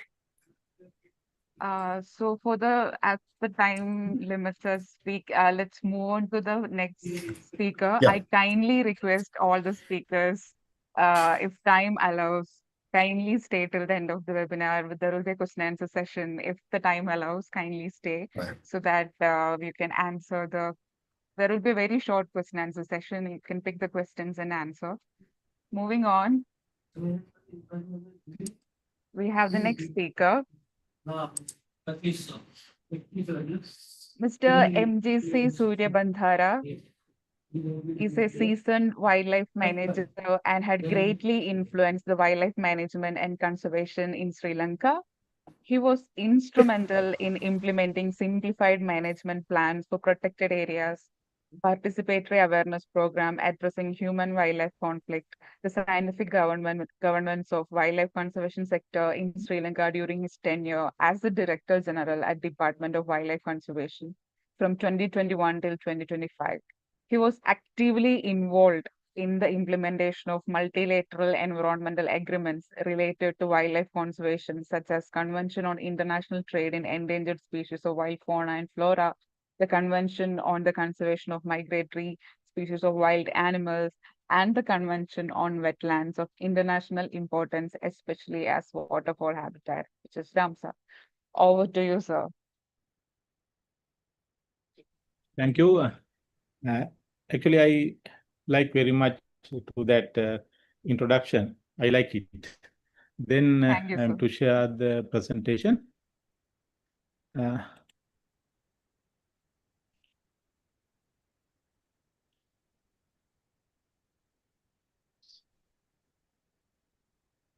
Okay. Am I audible to you? Yes, sir. Representation is visible. Okay, thank you. Having taken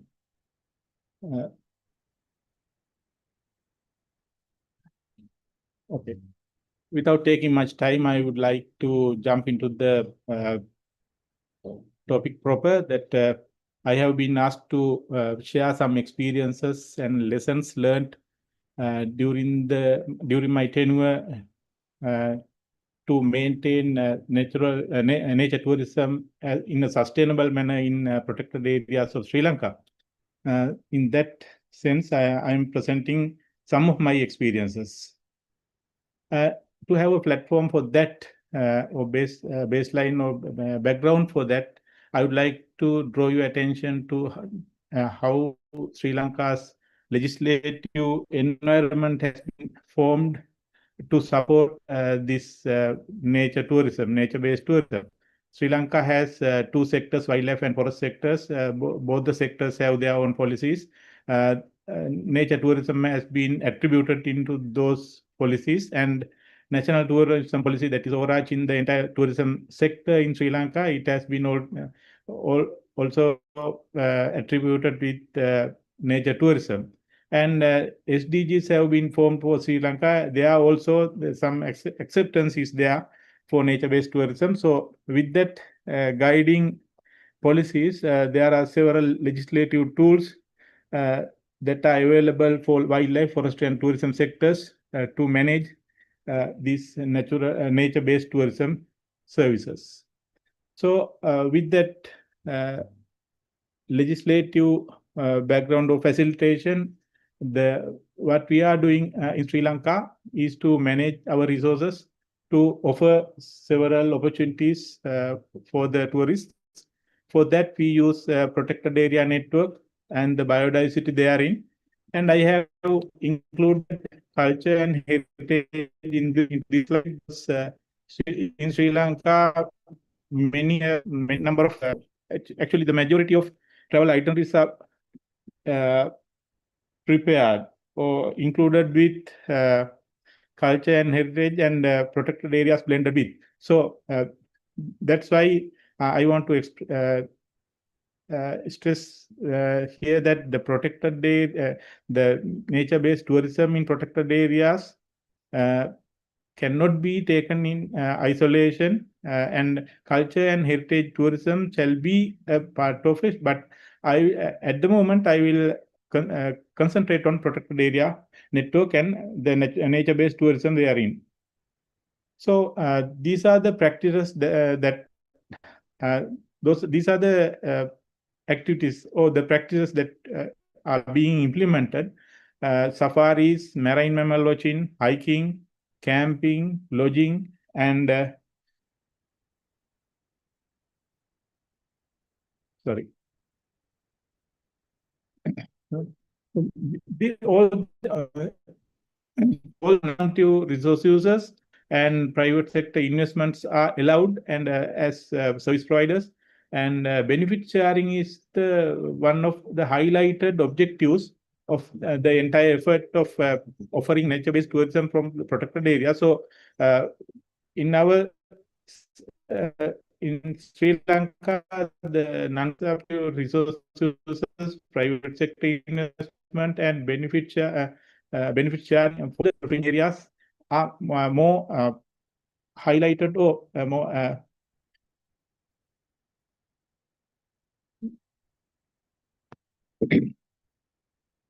serious concerns. So while practicing all those activities in protected area network, the managing authorities are facing several hurdles, impeding factors of impedances. Those are basically with the nature of the tourism there in Sri Lanka. First and foremost, we have to consider the heavy visitation to the protected areas, and and some of the protected areas are heavily visited and some are not. That's why the dissimilar visitor attraction is seen in the when we consider the protected area network. And we have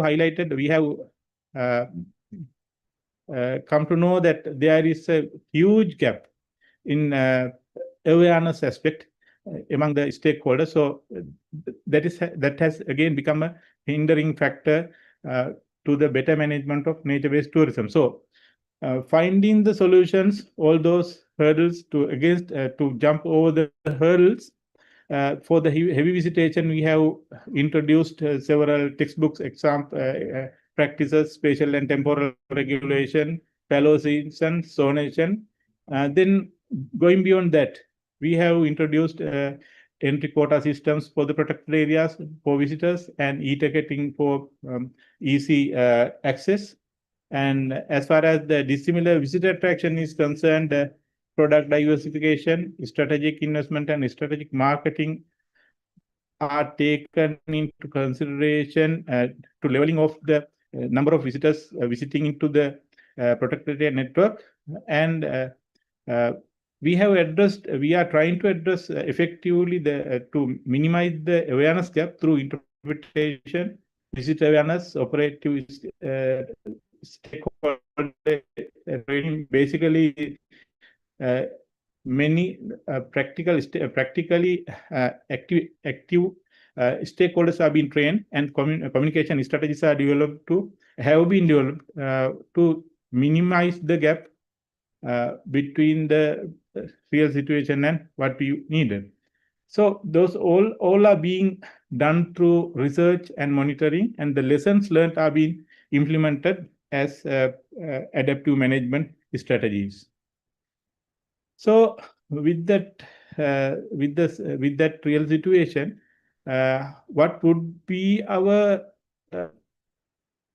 future prospects in Sri Lanka's tourism in the protected area network, nature-based tourism in the protected area network? That is threefold, basically. We have hurdles.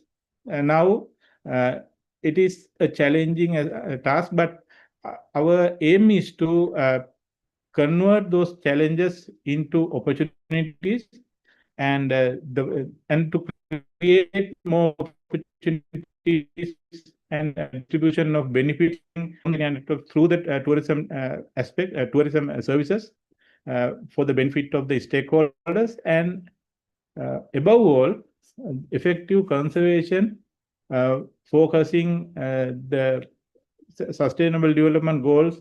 Those are the threefold prospects as far as the nature-based tourism in protected area network of Sri Lanka is concerned. For that, Sri Lanka's available policies are consistent, updated, and researched. So it is a plus factor. And operationally, standardization are being carried out. So standards are maintained. Adaptive management is a must for the protected area management that is being implemented. And vigorous monitoring is a key factor that for adapting all the situations. So those are the policy and operational resources, so policy and operational plus points that we have reaching the prospects that we are trying for the future. With that backdrop, I have some stories to share with you. Those are the stories that we have learned through our decades-long effort on managing nature-based tourism in Sri Lanka.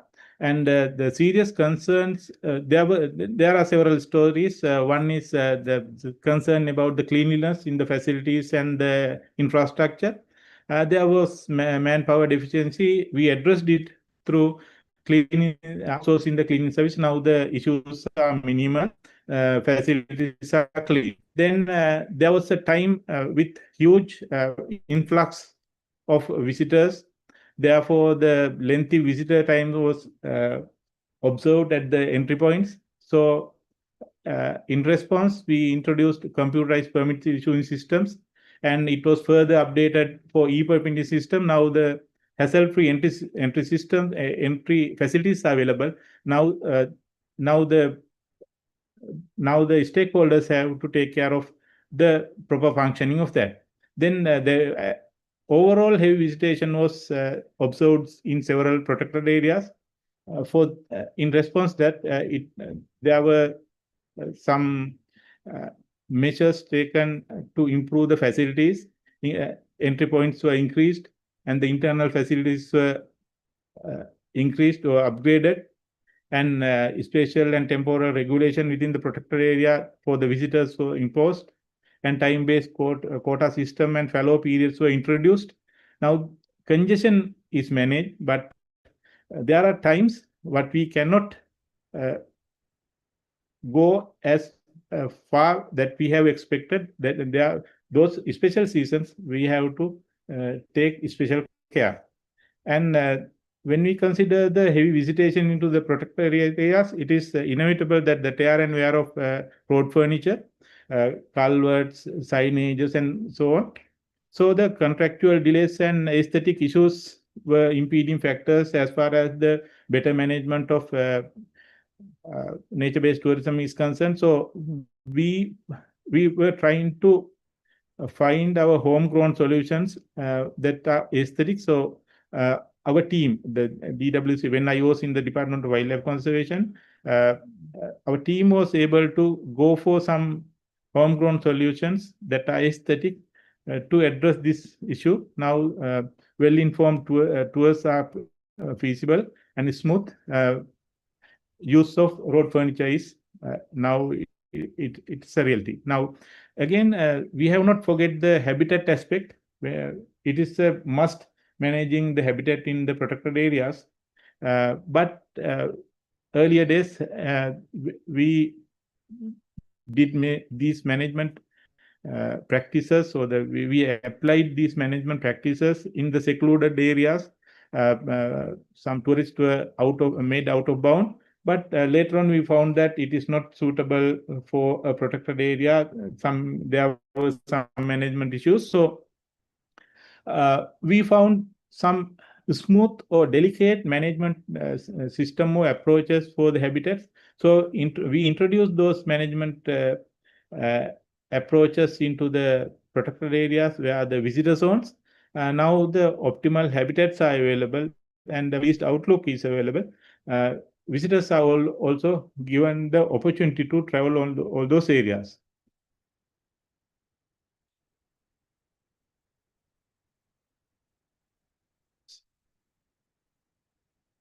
Some sharing issue.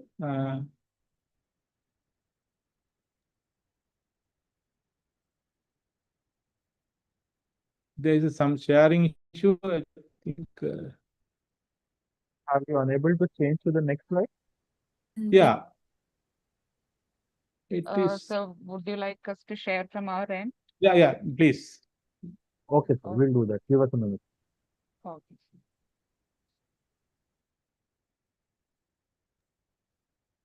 Request you to stop sharing, then I can share my screen. Because we can still see your screen. So can you choose the option to stop share? Yeah, sure. Okay. Okay, so thank you. So we will soon share the link.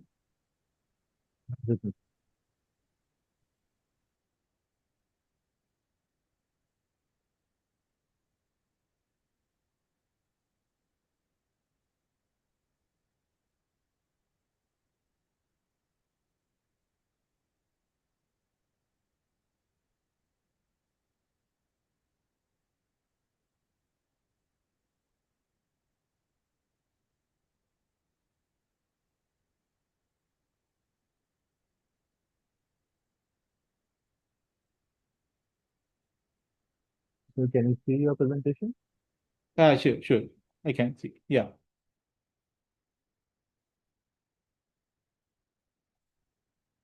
Again, I cannot scroll through. Don't know what so you can tell me, do you want me to shift to the next slide, sir? Yeah.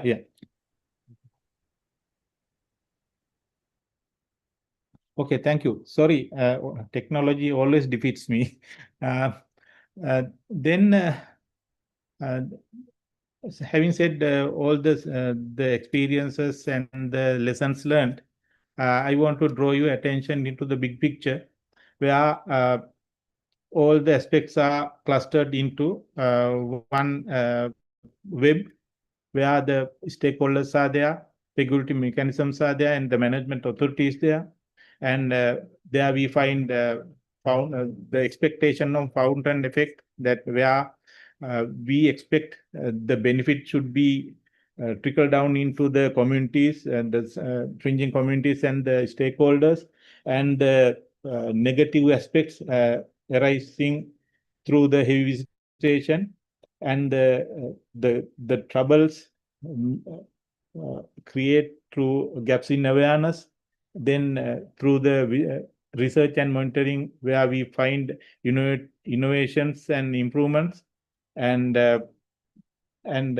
where we expect satisfied stakeholders, and where we try to promote alternatives. That is the big picture, where all are inclusive, all the aspects are inclusive. So, to winding up this presentation, my opportunity, I would say the sustainable tourism is a web that integrates policies, regulations, actions, resources, and strategies, and to sustain the nature-based tourism sustainably, a delicate balance is the must. Thank you for this opportunity.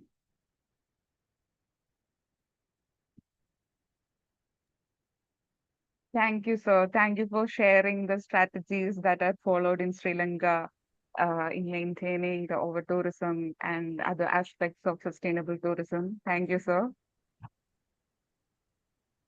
Due to the time constraint, we will have the question and answer session by the end of the webinar. I request all the speakers to, if time allows, I request all the speakers to stay till the end of the webinar to answer the questions. Moving on to our next speaker, Mr. Sivaram Babu.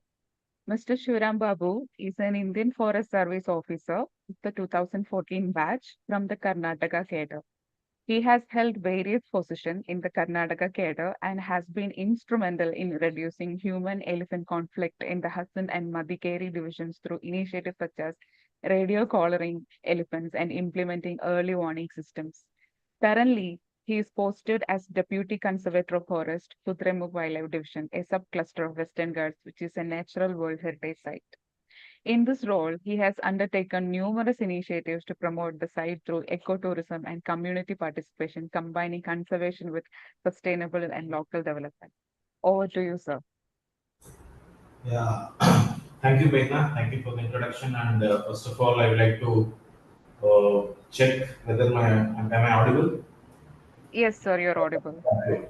So I would like to take this opportunity to thank WII-C2C for this wonderful opportunity to share my experience across members from different parts of the world. So is my screen visible now? Sir, it's visible. Yeah, okay. So I'm given the topic for leveraging technology for sustainable tourism at Kudremukh National Park, which is a World Heritage Site. Just basics, I think was already discussed. Sustainable tourism development, like sustainable tourism definition as given by even WTO, which involves people, planet, and profit. All these things should be aligned together to make it more sustainable. That's the crux of it. And with this small introduction, I would like to invite you to the world of Kudremukh. Welcome to Kudremukh, the land of Sholas. Sholas, as you all know, is a unique tropical mountain forest along with rolling grasslands. So that's the unique value of our landscape. As I've already discussed, it is part of a subcluster. Our Kudremukh subcluster is part of Western Ghats World Heritage Site. We have like total 7 subclusters are there in the Western Ghats and 13 components, out of which Kudremukh is one of the subcluster. and Western Ghats is selected as a World Heritage Site based on outstanding municipal value of criteria 9 and 10. These are the 5 subclusters that we have: Kudremukh National Park, Someshwara Wildlife Sanctuary, and 3 other reserve forests.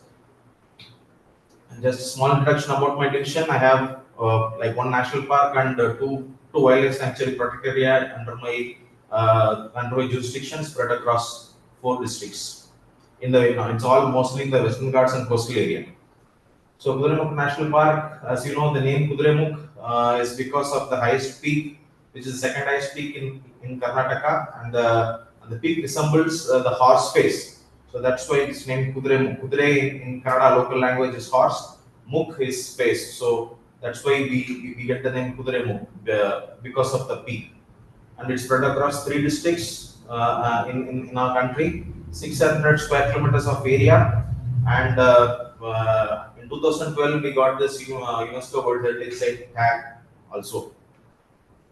Just flora and fauna, and just I would like to wanted to look at the forest type. This is the kind of forest that we have: tropical montane shola forest along with the grassland. So this is very, very unique in our landscape. Shola is grassland and forest landscape. These are some of the fauna and flora which is present in our division. We have the endangered line-tailed macaque in our division. We are the highest single population in across like South India, and almost 480 individuals have been identified. Some of the avifauna that we have, and just a small brief about our national park. I'll not waste much of time here. Moving on, I'll straightly come to the technological interventions that we have done in management of our national park, and what are the technological interventions that we have done. The first major thing is visitor management. As I've already told, our national park is 600 square kilometers, and inside the national park we have like 2 main state highways which are passing through, and this particular highway is open across. It is open 24/7. So we have tourists, and we have passenger vehicle, and we have like transport vehicles like buses and other government buses, private buses. All these play across this area 24/7. So because of this, there was a lot of people venturing into forest, and they will take their vehicle inside the forest without any of our without we knowing it, without the forest department knowing it. So that was a major concern. So there was lots of overspeeding as well. Because of overspeeding, there were some like animal kills were also happening. So there are 2 major problems of either overstaying in the forest area and overspeeding. So this is the problem that we had at hand. So what earlier our system was that we used a gate pass, where our watchman, the gate watcher in the check post, we used to give a form to the driver, and they'll be entering their vehicle number and all the time and details, etc. And the exit, they're supposed to give back this form, and it will be made note. So this was all manual kind of thing that was happening, and with this there was lots of like this kind of paper slip pass system was there, and we had a lot of this like this kind of waste paper were also generated, and this data was of no use to us. We are not able to collate or like retrieve any information from this. So that's when we introduced this Eco Transit Pass system, e-pass system, where each and every vehicle will be given a gate pass with QR code in it. So each and every like watcher in the at the forest checkpost also will be given a mobile phone, and he can scan that card. And while scanning that card, he'll be able to enter the vehicle number, the vehicle like the driver's name, mobile number of the driver, everything, all those details will be entered, and his entry time also will be noted by the system. And once at the same the driver has to carry the QR card, and when he exits the system, like when he exits the other gate, the same QR code will be scanned, and and we'll be knowing about the the time that is spent on that particular train in that road. So what we have done is that 45 any vehicle which comes between 45 minutes to 1 hour, we are not putting them any fine, because that is the allowable, like permissible limit. If the vehicle is less than 45 minutes, if the vehicle has reached the destination like within 45 minutes, less than 45 minutes, then it is considered as a overspeeding and appropriate fine was levied. And if the vehicle arrives after 1 hour, so that means they have overstayed in the forest without proper permit, and and during that time also appropriate fines are being levied. And with this, we have a huge kind of data available with us, and this data was used by the police department also in cracking few of the cases, like one of the murder case, also very famous murder case in the local level. So they use this kind of data from us to track the criminal. And this is like an upcoming project that we are trying to do. As you all know, in our country, this FASTag is implemented across all the toll booths. So instead of doing a QR code, we are planning to introduce this FASTag system.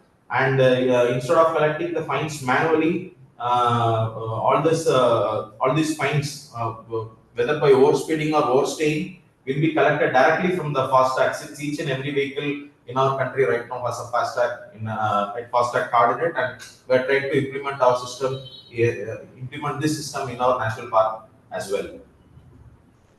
Moving on, and one more major challenge that we faced is the plastic waste which is generated at the national park due to so many vehicles which is flying through the national park.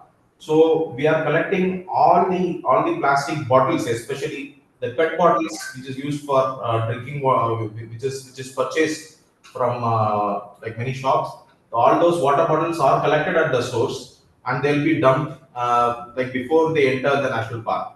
So and there are like opposition saying that we need some water to drink. So so we have installed many RO systems at the checkpoints and strategic points inside the national park itself, so that people can probably, if they want to have like water, they can have it.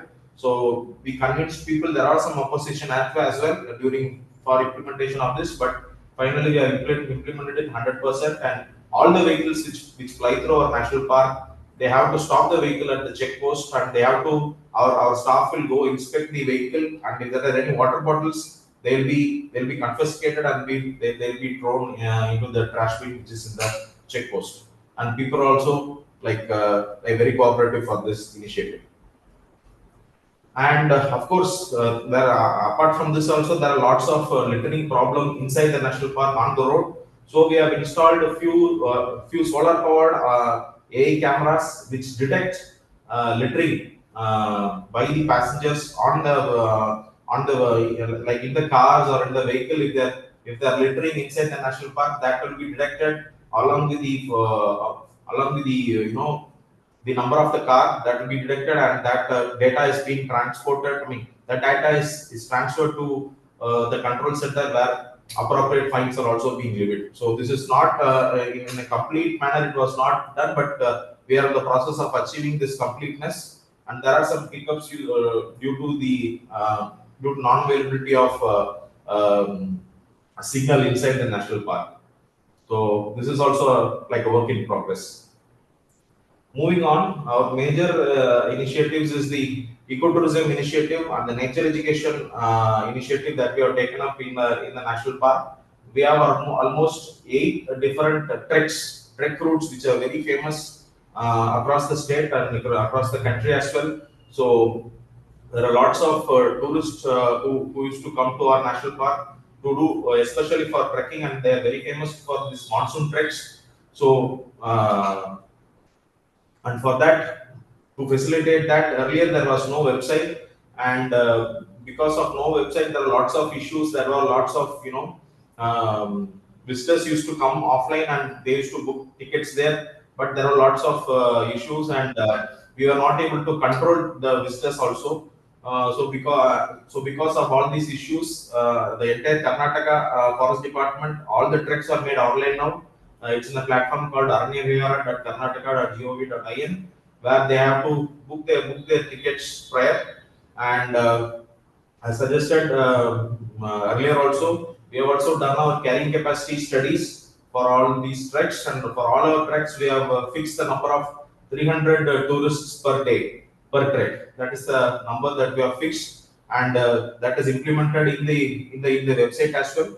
So that once the slot is over, they will not be able to book additional tickets, and there are like in fact there is so much pressure on this website that there are many crashes of the websites also happening. So we are trying to, that's the kind of load that we receive for this. But in spite of all this, we have successfully maintained that carrying capacity in all the treks that we have launched. And of course, whatever the revenue that is generated from the ecotourism side, there was a point of regenerative financing that is happening currently in our national park, where we collect the visitors fee, and it is directly going to the conservation foundation, where again that money is used for development of the national park itself. And of course, then, like, some part of the money is also used for eco-development activities, where eco-development committees form, where local communities own, they are the chairperson, and in the eco-development community, eco-development committee, and whatever 50% of the revenue which we generate is going to that particular eco-development committee, and they'll be managing that fund, so that they can also do some improvement in their own village, and also they also feel the kind of ownership that they have with the particular forest. And apart from that, we also train all our guided treks, and there be compulsory one guide will be there in all our treks. For each and every 10 trekkers, there will be one guide, and all these guides are from the local communities. They are either from the eco development community members or from the local tribal community. They are trained by us. Almost we have trained 400 members this financial year, and they are collected. They are allotted treks based on a roster system. Basically, it's like they'll be numbered from 1 to 100, and for each and every day, they'll be allotted like serial number based, like guides will be allotted, and the charges are ₹1,000 per trek per guide, and that amount will directly go to the guide actually. So that also becomes a substantial revenue for the local community, and probably each and every guide in our location earns around 10,000 rupees to 12,000 a month, which is an additional income apart from whatever regular income that they do. And like before this kind of things was established, this kind of system was established, we ran a social media campaign to make it popularized, and I'd like to show some videos.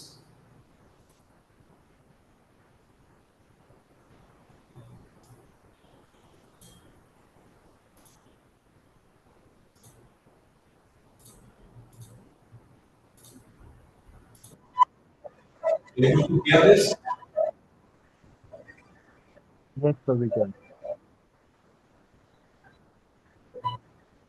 So this is one such video which got trending in Instagram, and after that there are lots of visitors who came to us. There was uncontrolled kind of tourism that are happening, and at that point we had to step in, and we had to do this carrying capacity study, and we fixed it as 300, and that's how all the story went. So this is a recent reading by one of such.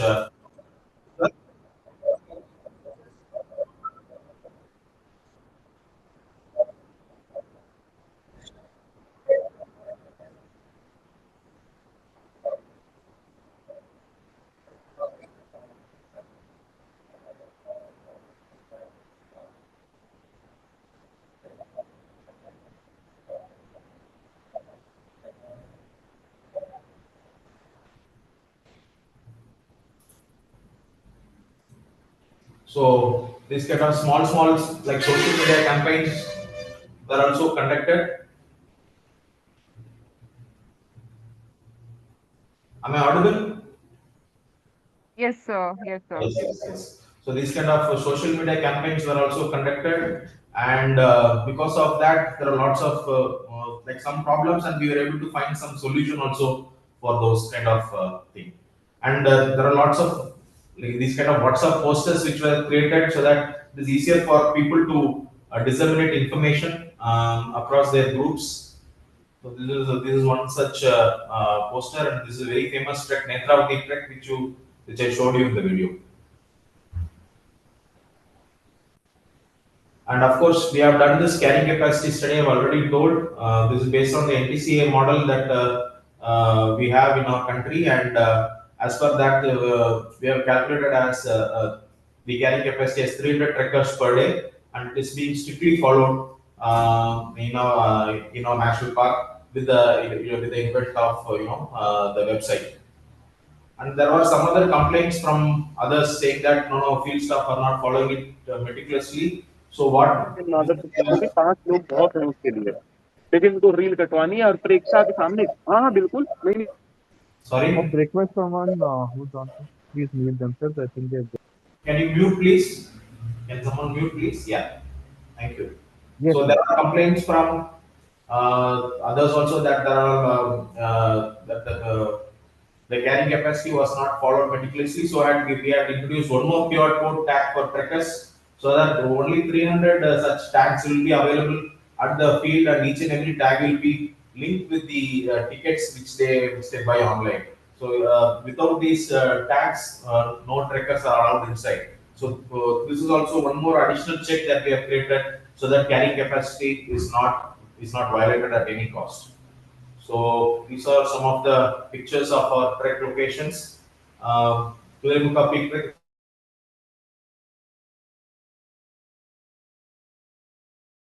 It's a 22-kilometer trek, 8 to 10 you all to our park. Whenever you find time, please do come. This is Netravati, one of the beautiful treks. You can just Google or you can just put it in Instagram. You'll find lots of such reels. This is also Kodachadri least explored place, one of the beautiful treks where you will be floating up, you will be above the clouds, and clouds will be below you. One of the most beautiful treks. Some of the viewpoints that we have. So, with this, I'd like to conclude my presentation. Thank you. Thanks a lot for this opportunity. Thank you, sir. Thank you so much for the presentation. And as a World Heritage Site, it is notable that you have done intensive carrying capacity studies and you have fixed the number of tourists per day. And that is really notable and really a model for other World Heritage Sites to follow, because carrying capacity studies and carrying capacity models are highly important. Thank you. And the eco transit bus system, and that you're using green energy for the park, that is also highly exemplary. Thank you, sir. Thank you for the Thank you. session. So we are uh, officially moving to the question answer session now. So I would like to introduce Mr. Anuranjan Roy, the lead of International Relations, Wildlife Institute of India Category 2 Center.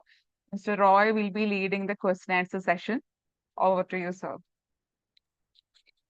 Good afternoon and evening to all of you. Thank you for sitting with us through this long webinar, but I'm sure the presentations by Ms. Carolina, by Mr. Dorji, by Mr. Mohit, by Mr. Nehru, and by Mr. Sivaram were all wonderful. So they must have kept you engaged. Now, in the interest of time, I'm already seeing that in the chat, a number of questions have been answered. So, for example, a lot of you had questions regarding how is the sustainable tourism carrying capacity calculated. I think there's enough examples shared by Carolina, by Ms. Shivaram in terms of that. So that question is already been addressed.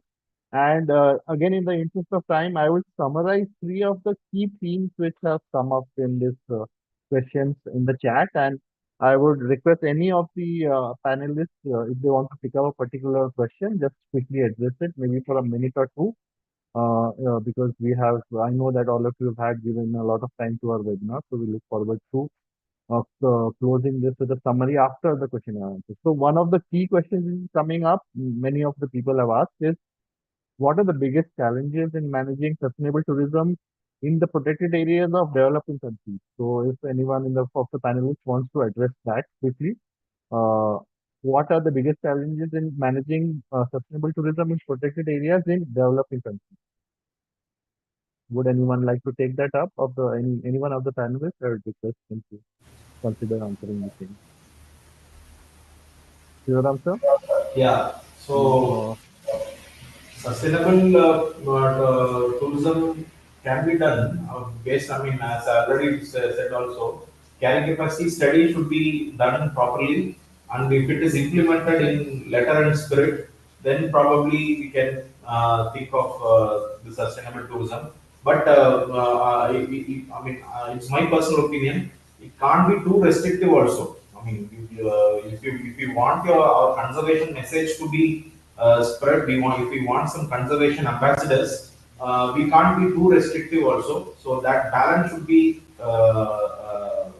there to achieve both our conservation initiatives which we do, which should be spread, and they should act as an ambassador, and of course that should be this carrying capacity study, which should be strictly implemented. Thank you so much for that. Was a brief and very interesting response in terms of, I think that's the issue common to all developing countries where we have huge populations which are putting a lot of pressure on these protected areas, but at the same time, we really want the people to experience those places, because without them experiencing the place, they will, the likelihood of them wanting to protect it will be lower. So that's a very apt and interesting response. And going on to a slightly side track of a question, there was a question regarding what do the panelists feel about other categories like health tourism, pilgrimage tourism, and even though they are not strictly tourism in protected areas, what principles of protected area management or protection protected area sustainable tourism can be applied to those kind of tourism as well, because those are going to be big numbers as well. So any suggestions, any quick takes on that? Yes, Mr. May I? Yes, sir. Yes, Mr. Dorji, please go ahead. Yes. So no, my view would be all those other types of tourism. I mean, we have so many different types of tourism based on the particular products or experience that they offer. There's so many, like as you have just highlighted, health tourism, wellness, well-being, ecotourism, adventure tourism. But my take would be overall, it will be a responsible tourism or sustainable tourism, because on each of these specific type of tourism, that the principle of responsible or sustainable tourism can be embedded, and it has to be embedded. And to me, to us in Bhutan, we are saying now we want to go beyond responsible tourism and sustainable tourism. We want to go into mindfulness tourism. So this is what I wanted to say. I mean, this kind of umbrella, and the rest are coming underneath. Thank you very much. Yeah, thank you so much, sir. I think that is an interesting take. And again, yes, we have to keep our focus, and we have to maybe cross learning is very important, because I'm sure we can learn something from mass tourism as well, which can be applicable to our sustainable tourism. So in that respect, I think we have since we have running close to our scheduled end time, I will switch over to the other important task given to me today, which is summarizing and synthesizing this wonderful webinar. It's really a challenging task given the fact that we've had such a series of wonderful speakers who came up with new interesting ideas. Nonetheless, I will proceed with that attempt. So I think it's important to understand that the modern tourism has democratized travel, right? Meaning it has helped people access distant shores which were not, which were only the stuff of dreams before. Because of this accessibility, at the same time, it is coming at profound environmental cost, which earlier groups of people who were traveling by foot or sail, the so-called slow travelers, never imposed. So this webinar was an apt demonstration of what can be done in terms of handling these increased number of people who are traveling at great ecological cost. And as Mr. Aggarwal put, travel strips away the familiar framework of daily life, forcing us to confront ourselves without the comfortable distractions of routine. So in foreign places, we actually get a chance to become students again. I think that's the most important experience in terms of travel, learning to navigate new languages and customs and ways of being. And it's also an opportunity for us to be our most authentic selves. And I being an optimist, I feel that our most authentic selves are the most caring selves as well. And I think that's what we try to promote through sustainable tourism. We began with context setting by Dr. Nehru Prabakaran, who told us basically about what our center, the Wildlife Institute of India Category 2 Center for Natural Heritage does, and how we are embedding principles of sustainable tourism in our capacity building programs. Because without sustainable tourism, there can be no communities, no proper communication, no proper conservation. So all the five C's which you mentioned.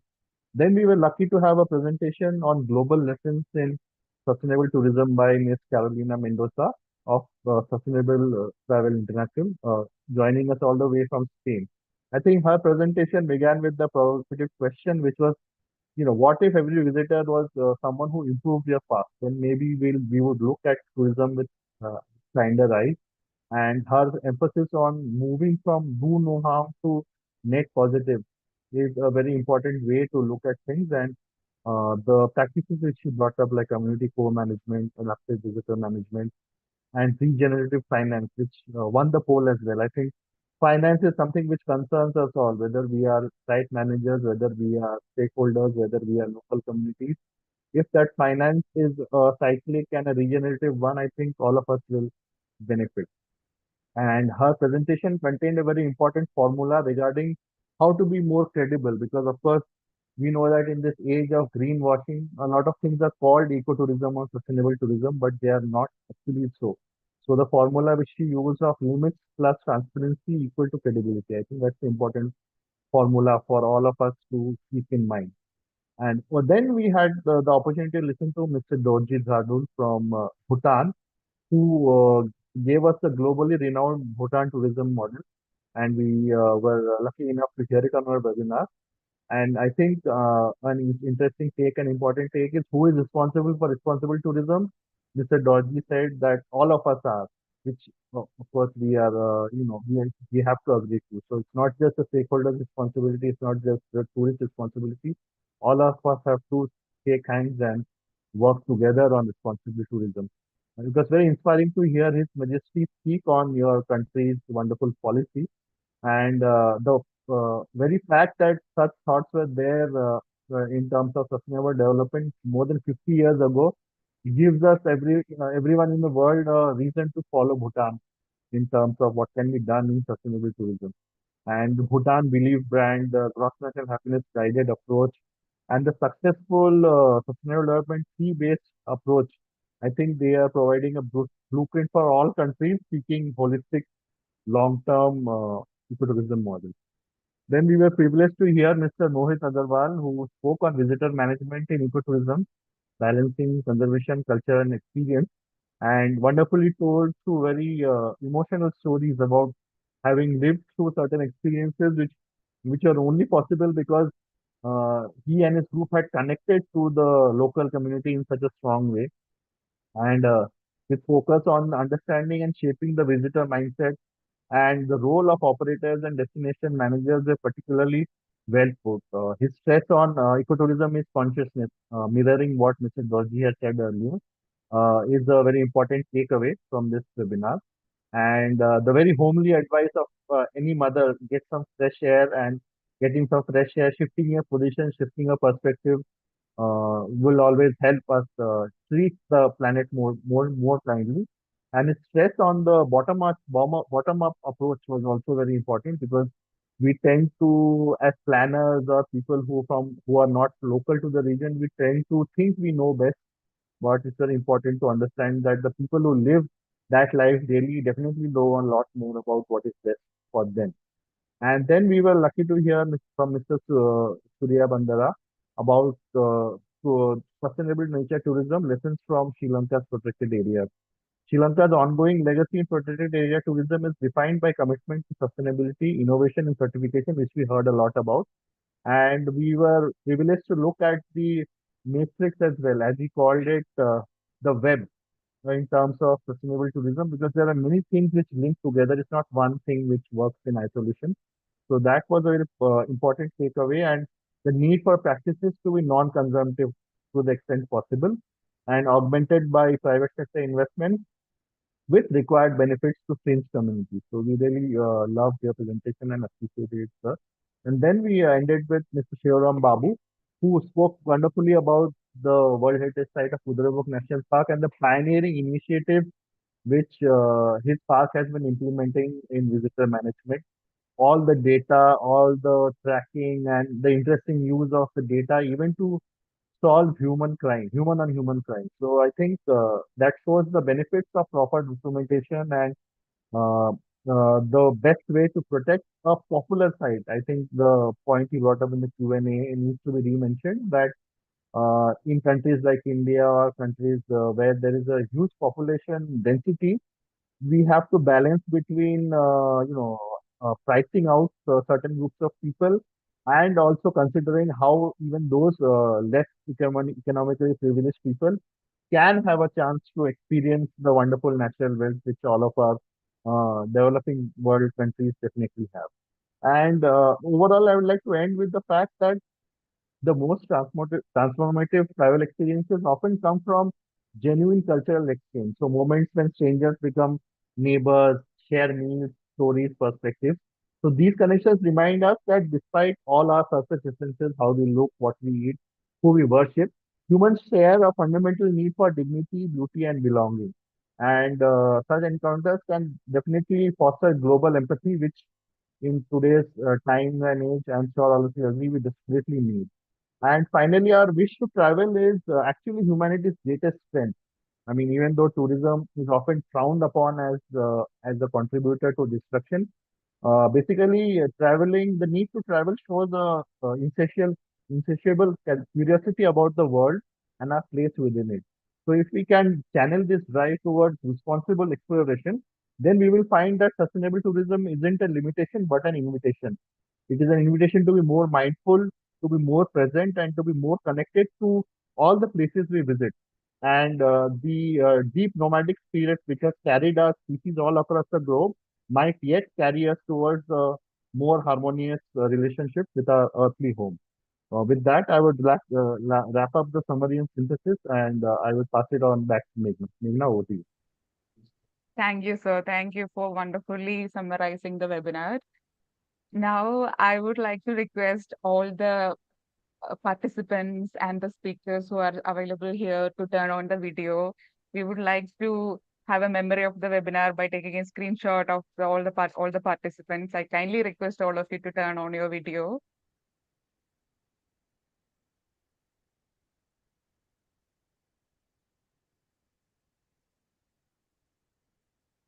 Full of people are entering the webinar just in time for the photos. So we include them as well.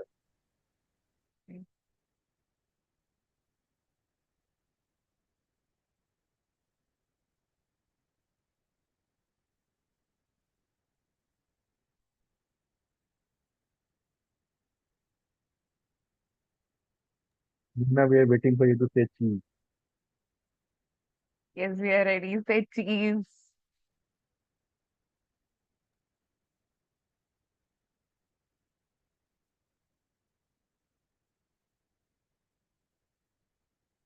Are we good? Cheese. Yes. Thank you. Thank you Thank you very for much. thank you. Thank Next, you all.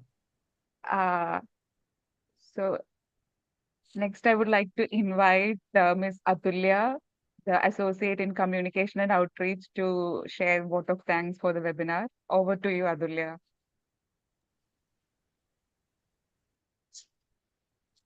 Good afternoon, everyone, and it's my privilege and honor to deliver the vote of thanks on behalf of our team. It was such a wonderful and informative session. First of all, I would like to thank you all our esteemed speakers who took time out of their busy schedule to share their knowledge and experience with us today. And a very special thanks to Ms. Carolina for her valuable insights and good examples of how a sustainable nature tourism. It was a good interactive session. And thank you, Ms. Paloma, for your presence throughout the webinar. And thank you, Mr. Dorji, sir, for sharing his thoughts and giving his the wonderful and inspiring examples of Bhutan. We would love to hear more stories about from you, sir, but sorry for the limited time. And thank you to Mr. Mohit Aggarwal for highlighting the importance of visitor experience in nature tourism. And sir explained those informations in a very interesting way.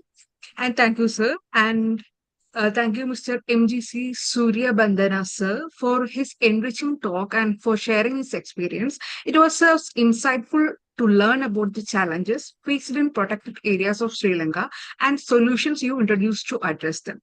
And last, thank you to Mr. Sivaram Babu sir for his insightful practical ideas and data that he established in Kudremukh National Park to manage the park effectively. And also thank you for highlighting how important is the ecotourism and nature education initiatives and technologies in sustainably managing a World Heritage Site. And thank you, Dr. Nehru Prabakaran, for his setting up this tourism team and context for this wonderful webinar. And also I want to thank you, Dr. P.S. Isha, sir, for actively participating in the webinar, asking insightful questions. We are honorable for your presence, sir. And I noticed Dorji, sir, Sivaram Babu, sir, and Mohit Aggarwal, sir, were actively participating in the responding in chat box. Thank you for your kindness. And I also would like to thank you, Peter D. Bryan from UNESCO, for joining us in the webinar. It was an honor to have your presence. And last, I'm thanking the moderator, the technical team, and the WII-C2C team who worked behind the scenes to make this webinar possible. And at last, a very special thanks to all the participants who joined us today. Your presence and active involvement added a great value to this event. I saw the chat box were with full of questions, and we hope the discussions and examples shared today will inspire all of us continue working towards responsible and sustainable tourism. And I hope we can all stay in touch and collaborate in future to make our world a little better. Like Carolina said, we can look forward to leaving a positive impact on nature rather than just being in do not harm. So thank you once again and wishing you all the very best and happy World Tourism Day. Thank you, everyone. Bye-bye. Thank you. Thank you, Atulya.